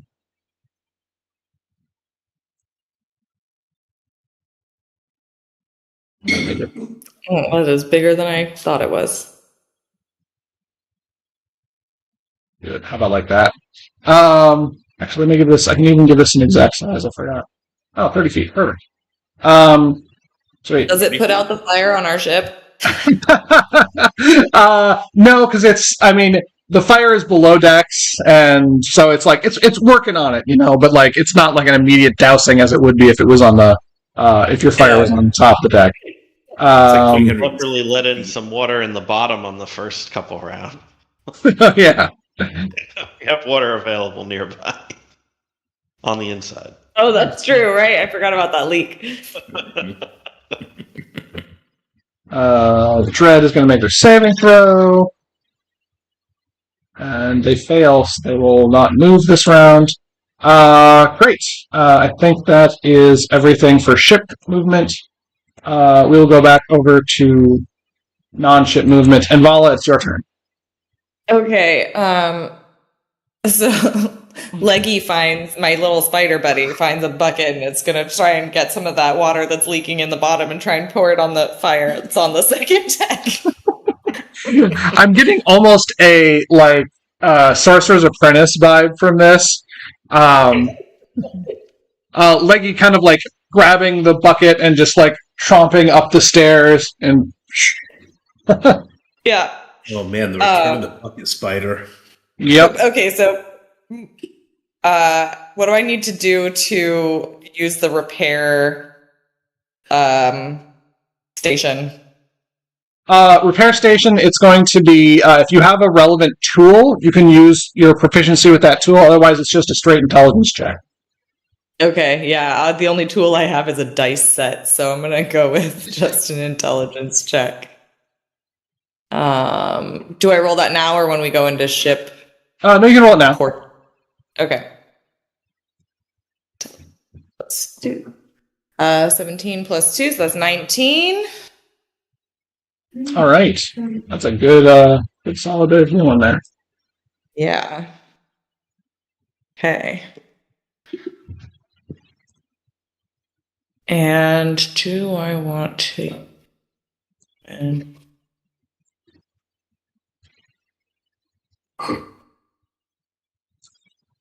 Let's see.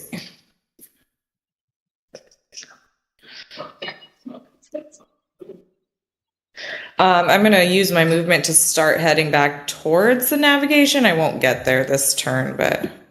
Okay. 2, 3.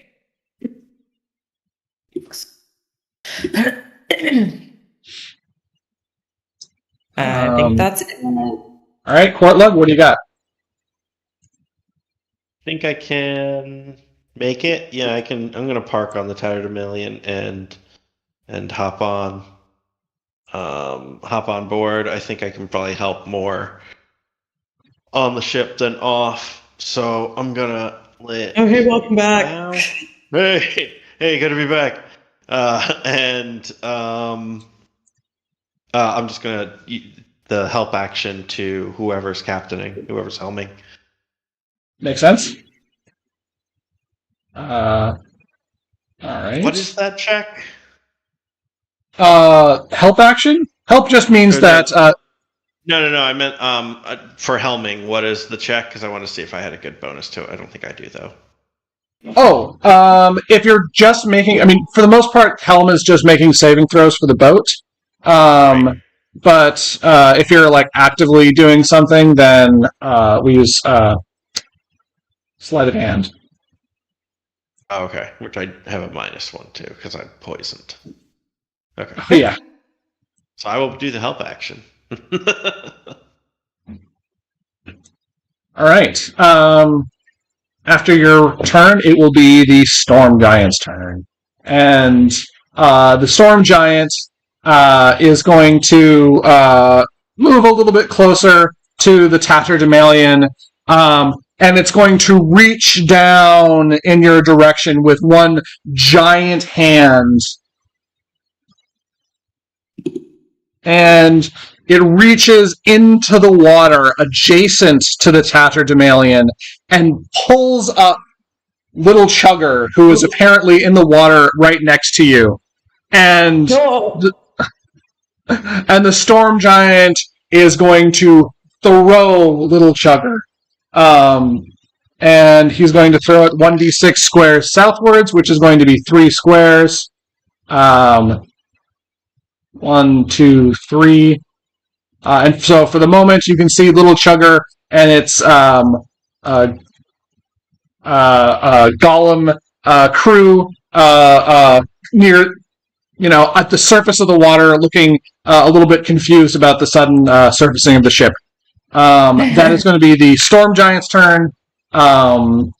Next up will be Five Tails. Pierre gestures you to take over the tiller. Yeah, I'm gonna put both hands on the mage hand and slowly guide it into making pottery.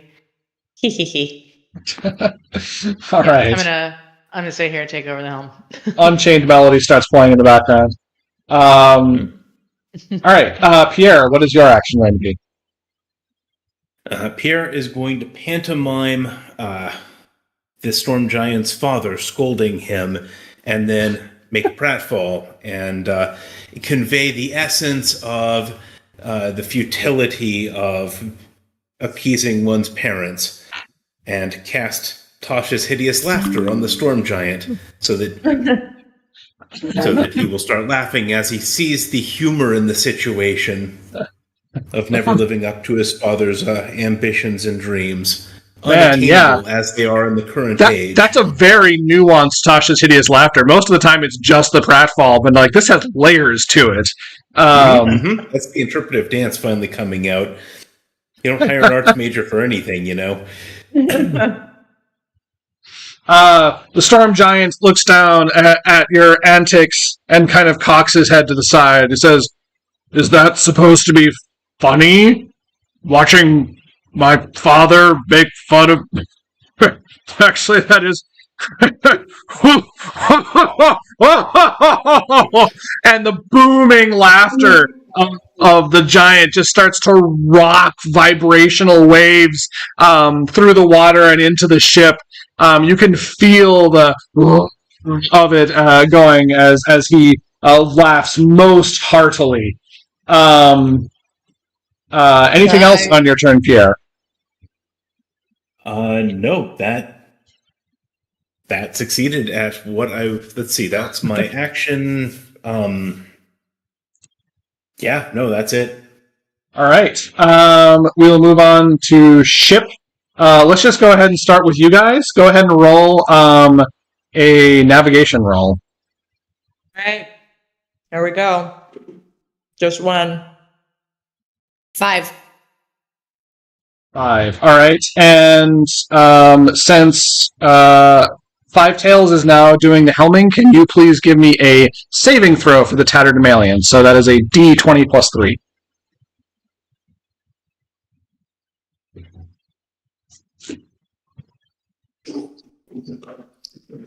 Did the help action there get... Oh, yes. You get to roll twice.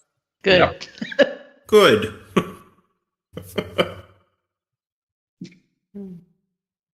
Better. 18. Awesome. So you managed to keep hold of it. Courtlug kind of slides over, and just when you thought you're about to lose control of it, his turtle hand clamps down and steadies the helm. Go ahead and move your 2 more squares in the direction of the end line, as the hurricane is still slowing you down.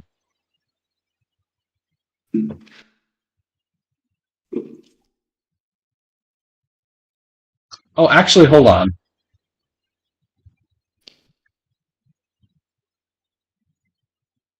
Over.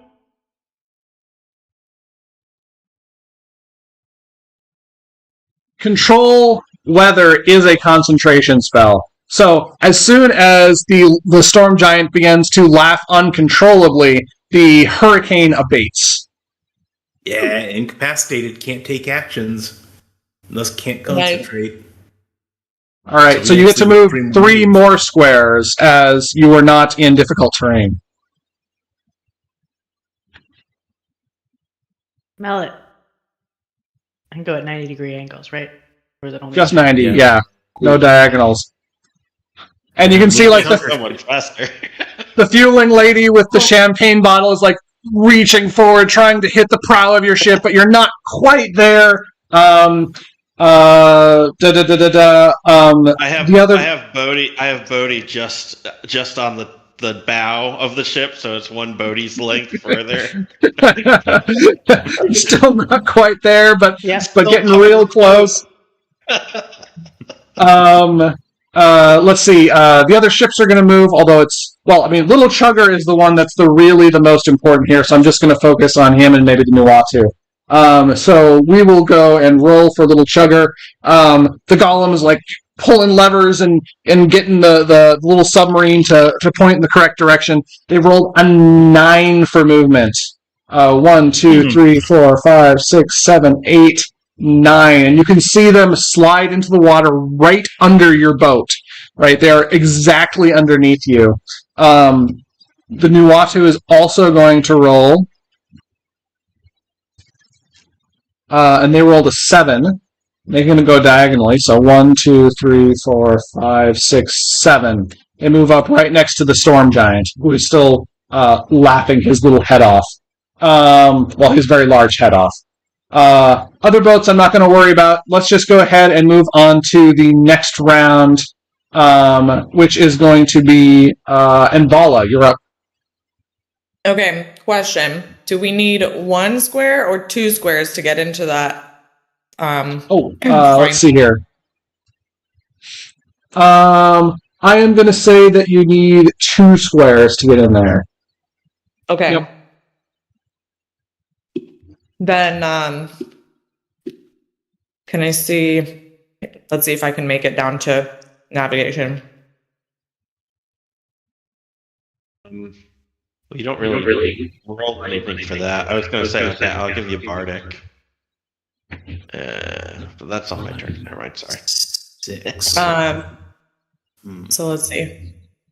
1, 2, 3, 4, 5, 6. Okay, I'm gonna navigate. Just make sure we don't roll a 1.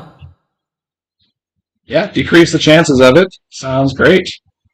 And then next up is going to be QQ.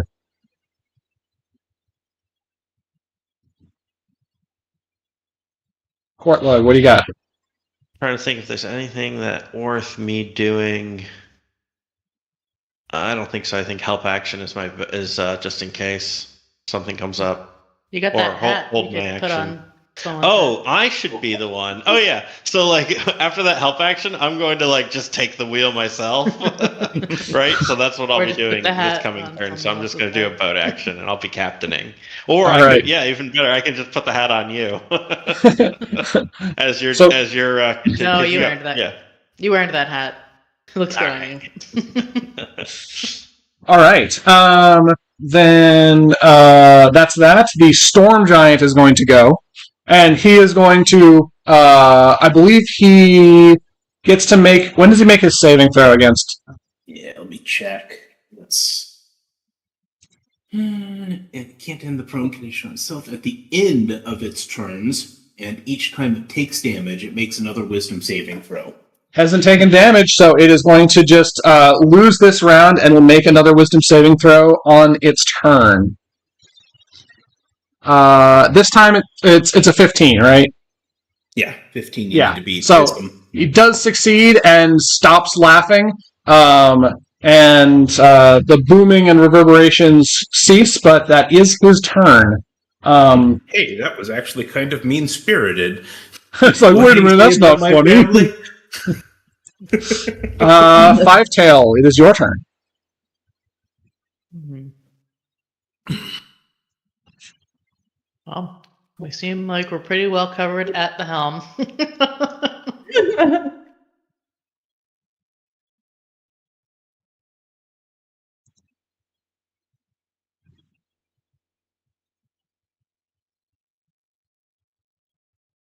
I'll go back to the base of the mast. You're not climb up yet. But I do want to make use of this rope that I had tied to it earlier and kind of secure one end of it around my waist just in case anything tries to throw me off the ship. All right. Get yourself a little security rope. And then Ed, we Bonus action dash if you want to get to the top. That's true. what if we just kick that rope off the side? Just cut that rope and go off to the side, and hopefully it'll foul Little Sugar's prop. Oh. I like this rope. all right, Pierre, what do you got? My mother's rope. Oh, we're adjacent to Little Chugger, aren't we? Right above him. We do move before them. We do move above them, but like, why take chances? What can Pierre see leaning over the edge at the front? Can he see anything down there specific? Any specific people in the cockpit? So there's a little like glass bowl cockpit that's in the front of the sub. There's not like you can see inside of it. Like there's a golem that is like manning some levers of some kind. There is Smoke-Top himself, the captain of Little Chugger, who is at the helm, helming it. Yeah, you can see both of those. All right, 30 feet away? Less than 30 feet away? More than 30 feet away. More than 30 feet away? Oh. Silent image. Silent image. I went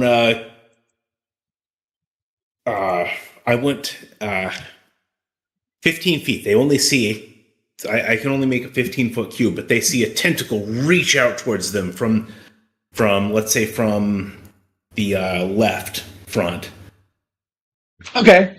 Tentacle right suddenly jump scaring them in the front of their boat. Give me a performance check. Performance check. It's gonna be okay, that's a 17. So 27. Nice. Nice. So, like Smoke-Top, you can see, you can't hear him because of, the distance and water between you and him, but you can see him visibly, like, quail, like, as the tentacle's on, and he, takes evasive action to avoid, the sudden tentacle in the water in front of him. With that, we'll move on to ship movement. Invala, if you would like to roll for us. All right. 4. Oh, 10 4. actually. 0 is 10. 10. As you did not roll a 0 on one of the dice.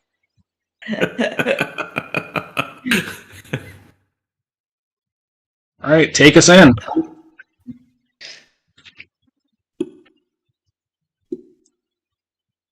Yeah, who's helming?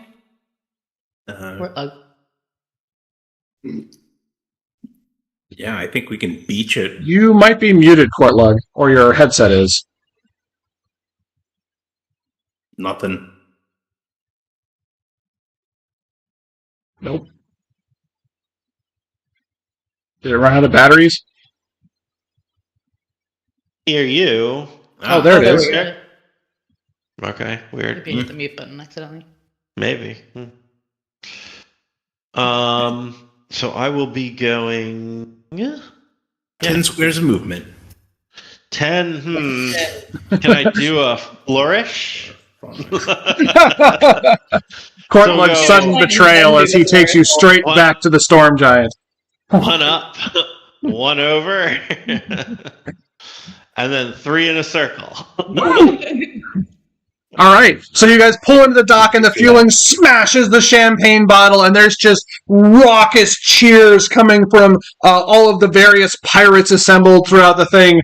The Storm Giant kind of splashes some water with his massive hand in a look of frustration, completely soaking the Nuatu and all the druids that are in there. He's still laughing, but he's, oh no, he stopped laughing, but yeah. There is like some fireworks that shoot up from Bertha, the ship, and Baba Estrada calls over the loudspeaker, and we have a winners, ladies and pirates. We have The Tatterdemalion has pulled in first, crewed and captained by Agatha the Red. At this point, Agatha, who is down in her captain's quarters, comes skittering out on her metal legs. She's got like a book of demonology in one hand, and she's like, yes, excellent. I knew you guys would succeed. And by the way, you also get to keep your souls. Don't worry about why that was necessary, but it is true. And there is a big, long fanfare, blaring sounds. You are led upstairs towards the spiraling walk up to the very tippy top of Bertha's crow's nest, where Baba Estrada is currently standing. There with the prize for winning the regatta, which, if you remember, is a valuable slave that is a woman with, or a feminine form with short pink fur and large floppy bunny ears, and she coyly kind of peeks out from the holding area that she's in. And Baba Estrada introduces, we found this one up in the celestial realm above the sea and the shards that have not been touched by the waters. We aren't really sure what to do with her, but she's the only one of her kind as far as we know. Agatha steps forward, clinking, reaches one hand in the direction of this woman and says, well, darling, would you like to serve or die? With that, we will go ahead and draw to an end in our adventure. At some point, you guys all get put back into your stasis pods, ready for something in the future. You get to keep whatever loot that you acquired throughout the run, which I think in this case is just the captain's hat. I actually don't have an item, a custom item for that yet. I'll go ahead and add that, though, at some point and put it on Courtlug's character. I may have made it myself and found Oh. it and not added it to my thing. But I found one, so I got one. Oh, perfect. Yeah, I should probably make an official one just so that, it's easier for me to remember. But yeah, awesome. Thank you all for playing. That was a bunch of random chaos. I hope you enjoyed the unusual adventure. I know that did not play out at all how I expected, but Now I'm super curious how it went with the other group. well, we will be adding you to the Discord, so you can chat with other people about it. Let's see, how do I do that? Invite Tango and Terrence and what is this?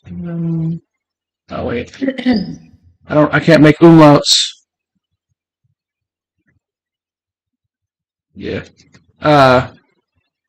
Anyways, I'm not sure if I invited you guys to that, but I might have to ask Kristen because I'm not sure how you invite people to this. But you can chit-chat with people about how things went. I will say one of the big differences is that they never got to the Storm Giant. All the other ships just got destroyed. Wow.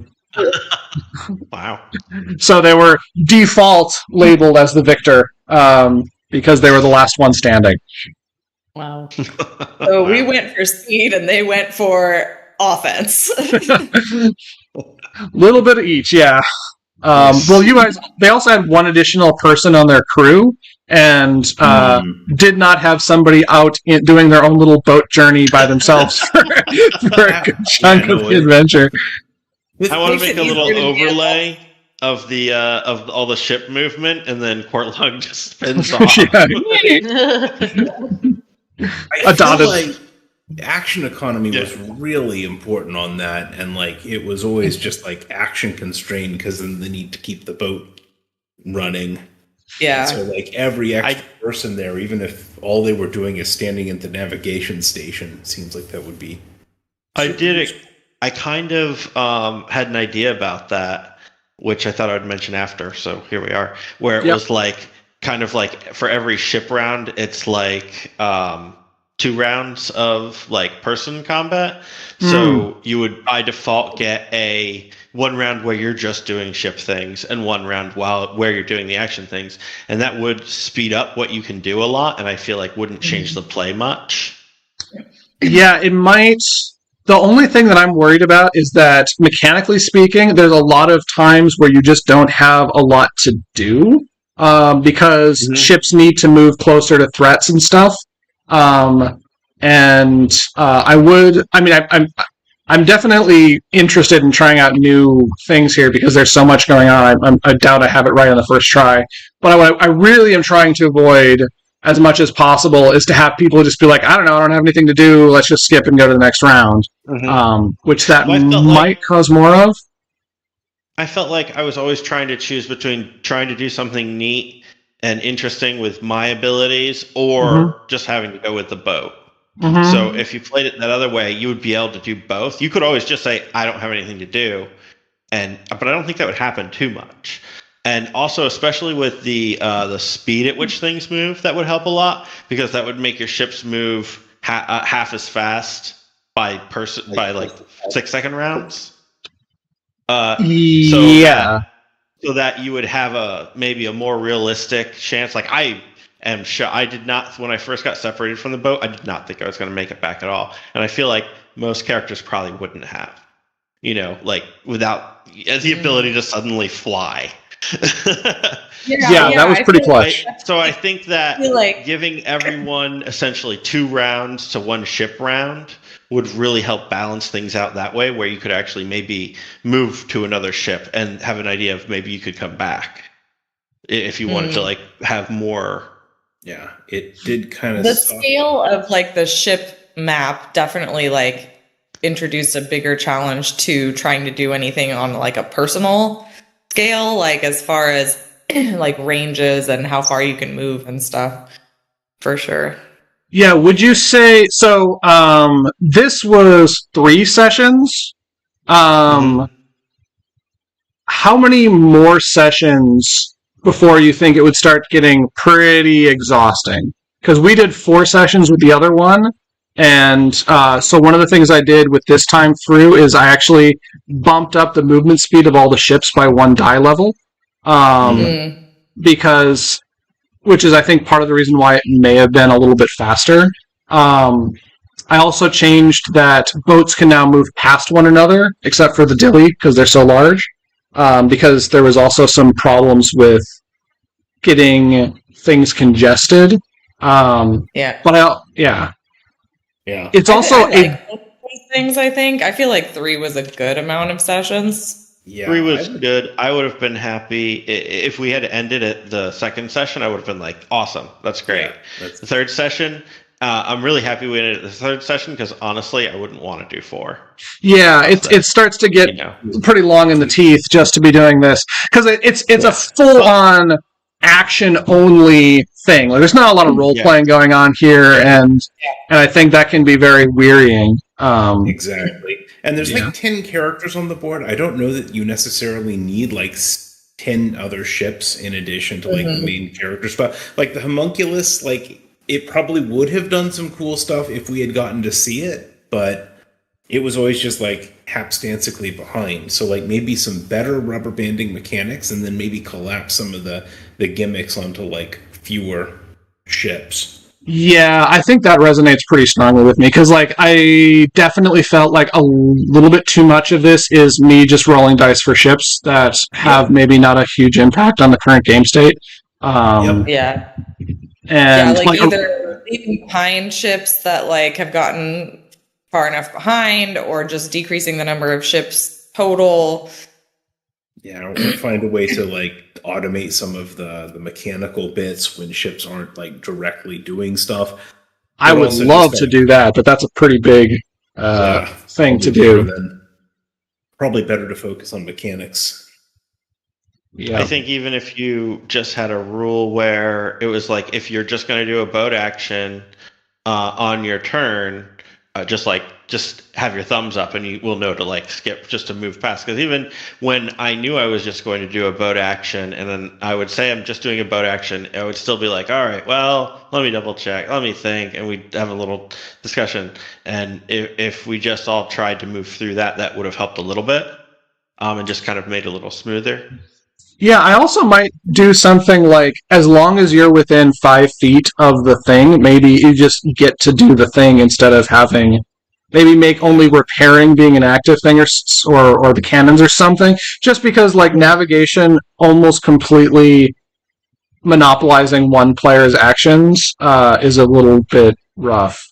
Maybe having the stations a little closer together too, because it felt like there was a whole lot of just spend the entire turn moving between stations that happened. I mean, if they're too close together, though, it removes some of the tension of. I don't mind having that be like moving to a station being a big decision, but I like the idea of using a station still allowing you to do other stuff. Yeah, exactly. It really sucked having to sit there getting wailed on just to avoid grounding the boat, right? Yeah, for sure. I know. I felt bad about that. For me, I felt like I don't actually mind the having to make a tough decision between doing something that my character can do and doing a ship action. Like, I feel like that's a legitimate tough choice to make. I think that's a legitimate thing.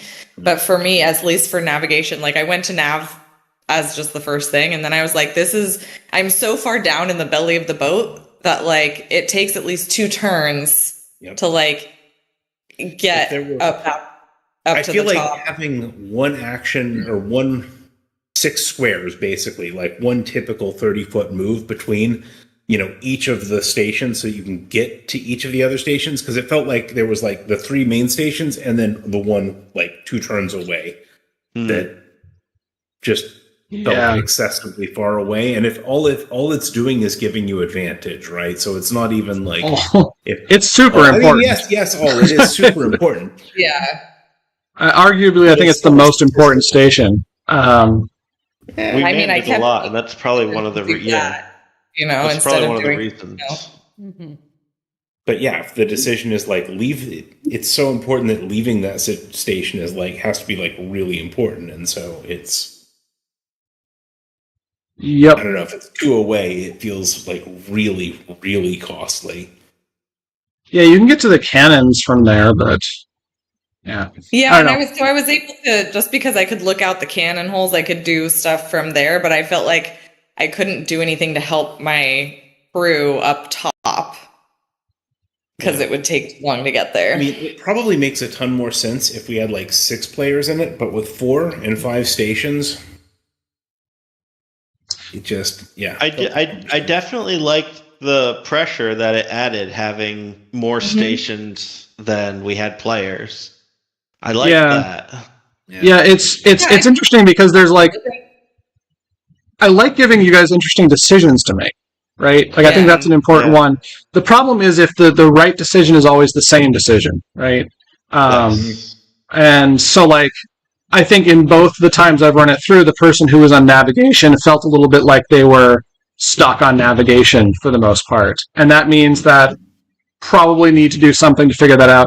I was thinking about having more, encounters that are based in the lower parts of the ship. But I mean, that's still very random. That's extremely random. There's so much things that could happen here that do or don't. I mean, maybe something as simple as like, sorry, Terry.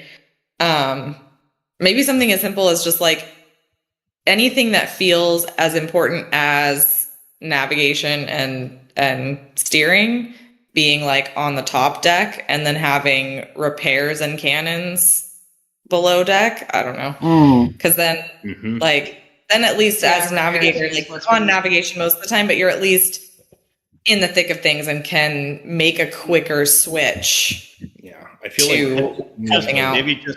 Maybe just making helming the one station that you can do something else. You activate it when you're nearby it. Because I do agree that you want to make those decisions. Do I want to do this ship action? Do I want to do this personal action? And I was also thinking maybe to make personal actions be a little bit more effective from the boat, you could do some kind of like range enhancement of them, because like most of my stuff is like 30 feet. Yeah. You know? Yeah. And so it's like it's never getting to another boat. But Yeah, if like as a melee, I felt like I had nothing to do on my turns. The thing that made I would bring some spells next Cannon time. isolated, I think, was the fact that you could shoot through the portholes. There were several times where shooting through the portholes saved the day, effectively. yeah, but that was on our own ship. Yeah, I know. If we could You can't- extend that and shoot at another ship, shoot some stuff at another ship, But like you have to, even like, even just by increasing the distance of our spells a couple times, like 3-4 times. Yeah, if the ship had like a little magnifier in certain spots where like Oh. if you shoot your magic through this magnifier, like Oh yeah, like you could. It just use goes basically- further? You could use the ship cannons Yeah. or use your stuff that's just amplified. Maybe That's you a could fun make idea, the ship actually. cannon able to be loaded with player spells. Like an arcane cannon that shoots spells. You cast the Yeah. spell on the cannonball and then fire it, and it just Yeah, does yeah. everyone. That's a fun idea. Yeah. Yeah, I definitely gonna have to think about this because I think there's a lot of fun to be had here, but it still is a bit rough. I hope because you I guys definitely feel like enjoyed it. we didn't use the cannons as much as I was expecting us to. Which could have just been, that was one of the lower priority stations as far as we have fewer about people, it. but That one felt like the one you guys mostly skimped on in terms of which station you weren't using. it's 2 turns to take a single shot with them, or yeah, I was going to say, I think some large fraction of a shot, and they don't do that much damage, and they don't have any effect. So it's like if it's between that or a spell, if they don't go any further than the spells I have, and the spells I have can like completely change the battlefield by making people, basically incapacitating people or.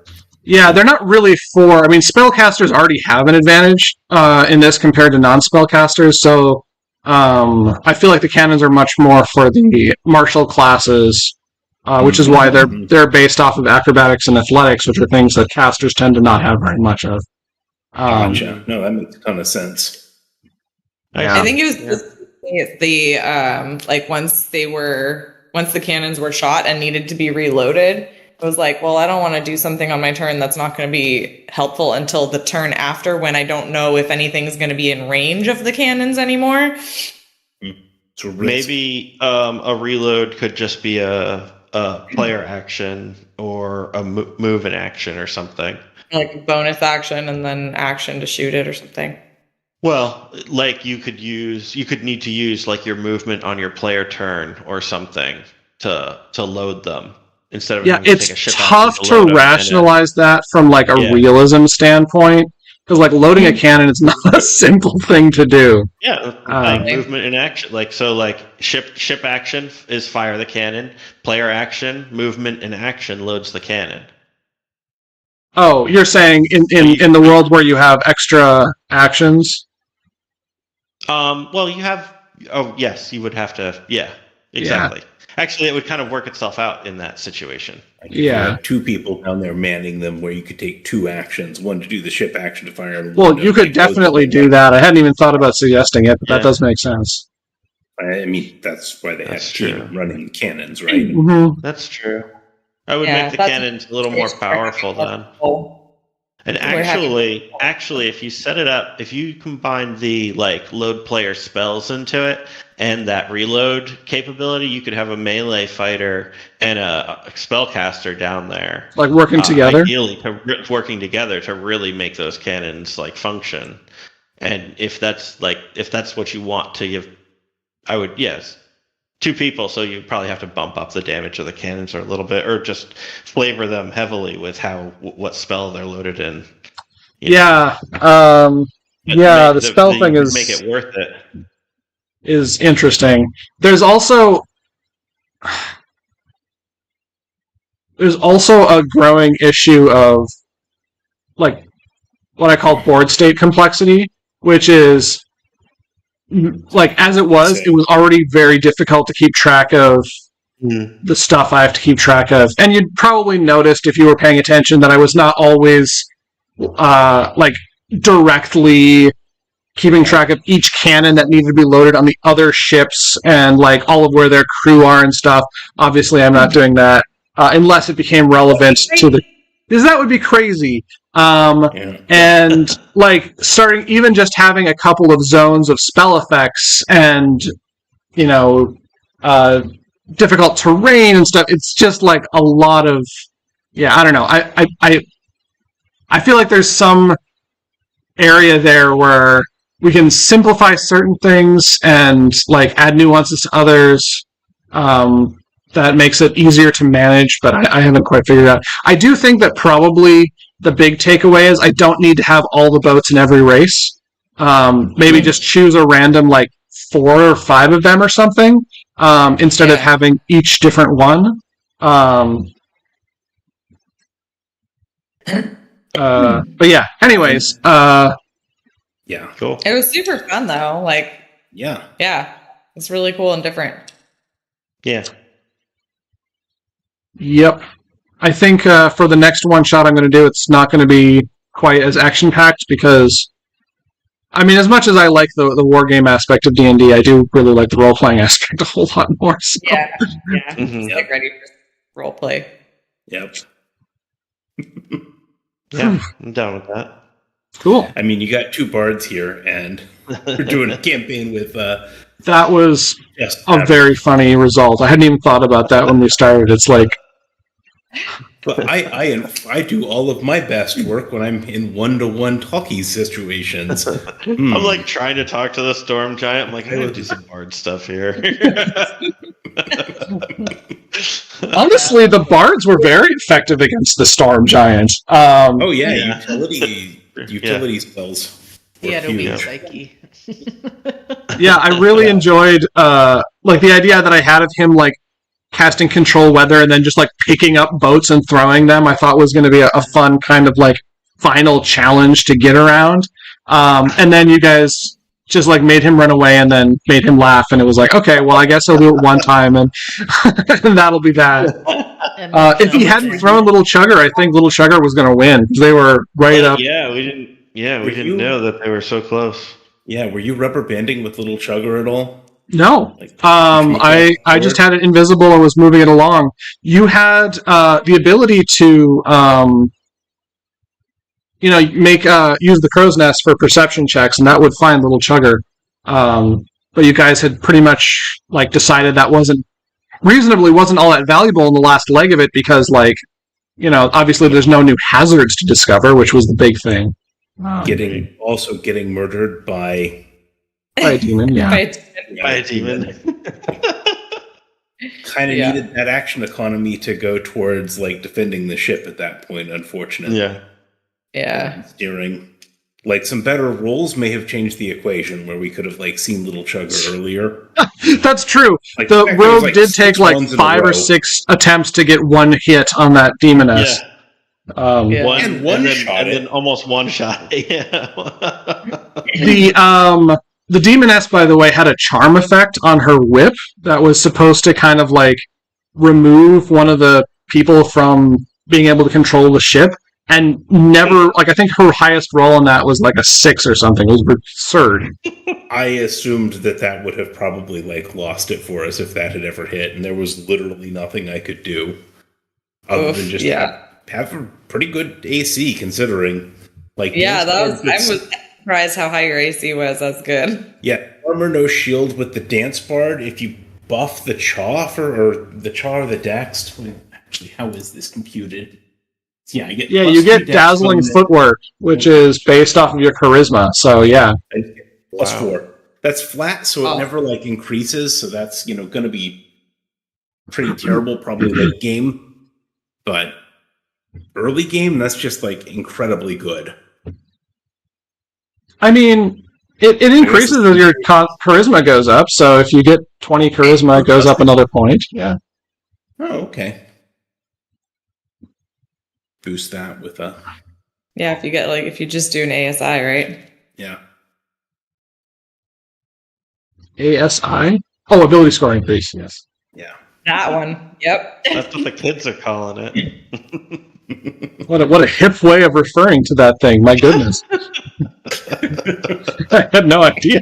What happens when you read things more than talk about them? Yeah. Yeah, get it up to an 18, but you can never use a shield with that. I mean, sure, True. it'd be ridiculous with the Yeah, but I mean, though. in 5th edition, AC does not really scale all that much. Like, It really doesn't. like Baldur's Gate 3 would have you think, if you've played a lot of that AC gets up into the 20s very easily, but that's not really how it goes for most characters. You may still be level 15, and a wizard might be in, the 16 range because they're just like some dex plus mage armor, and that's it. But attacks also don't scale infinitely, so... Yeah, that's true. Like, bardic damage is just like your charm modifier plus 2, and then like 1d8 plus, I think the bonus also scales on that. So you could like just be a punchy bard. Like, it's not a monk or anything, but you also get like a full suite of like utility spells with it. Yeah, it's pretty sweet.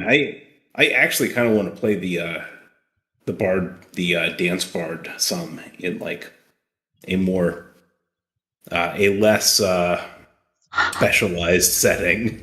I mean, regattas are fun and all, but it's kind of a specialized skill set. Yeah, maybe not the greatest start to the trying that out. Hey, you survived. That's a good start. It was touch and go there. I think if she had pulled out the sword again. Yeah. I know, but I really wanted to charm you, goddammit. I was down to 23 HP out of 57, plus 9 temp that I still had from the previous session. So, oh yeah, At one point, I was down to 19. that took 2/3 of my. That one round took 2/3 of my health.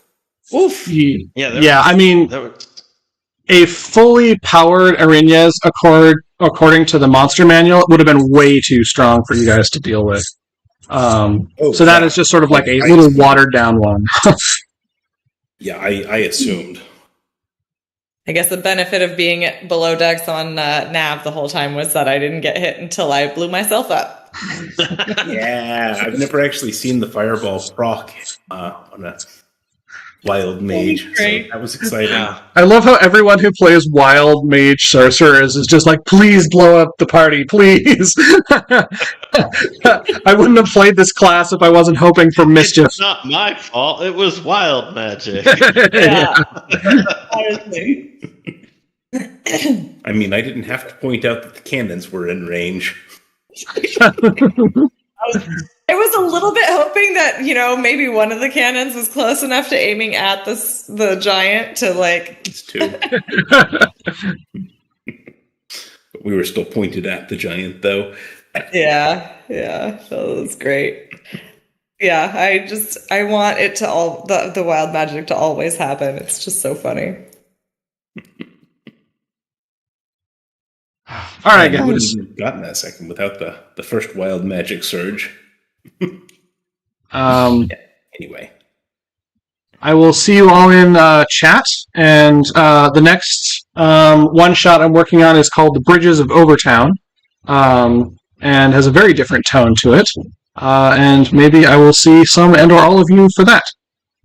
Awesome. Awesome. Other than that, have a good afternoon, and I hope you're all having good holiday cheer and all that good stuff. Same to you. Thanks, guys. All right, here we go. See ya. Toodles!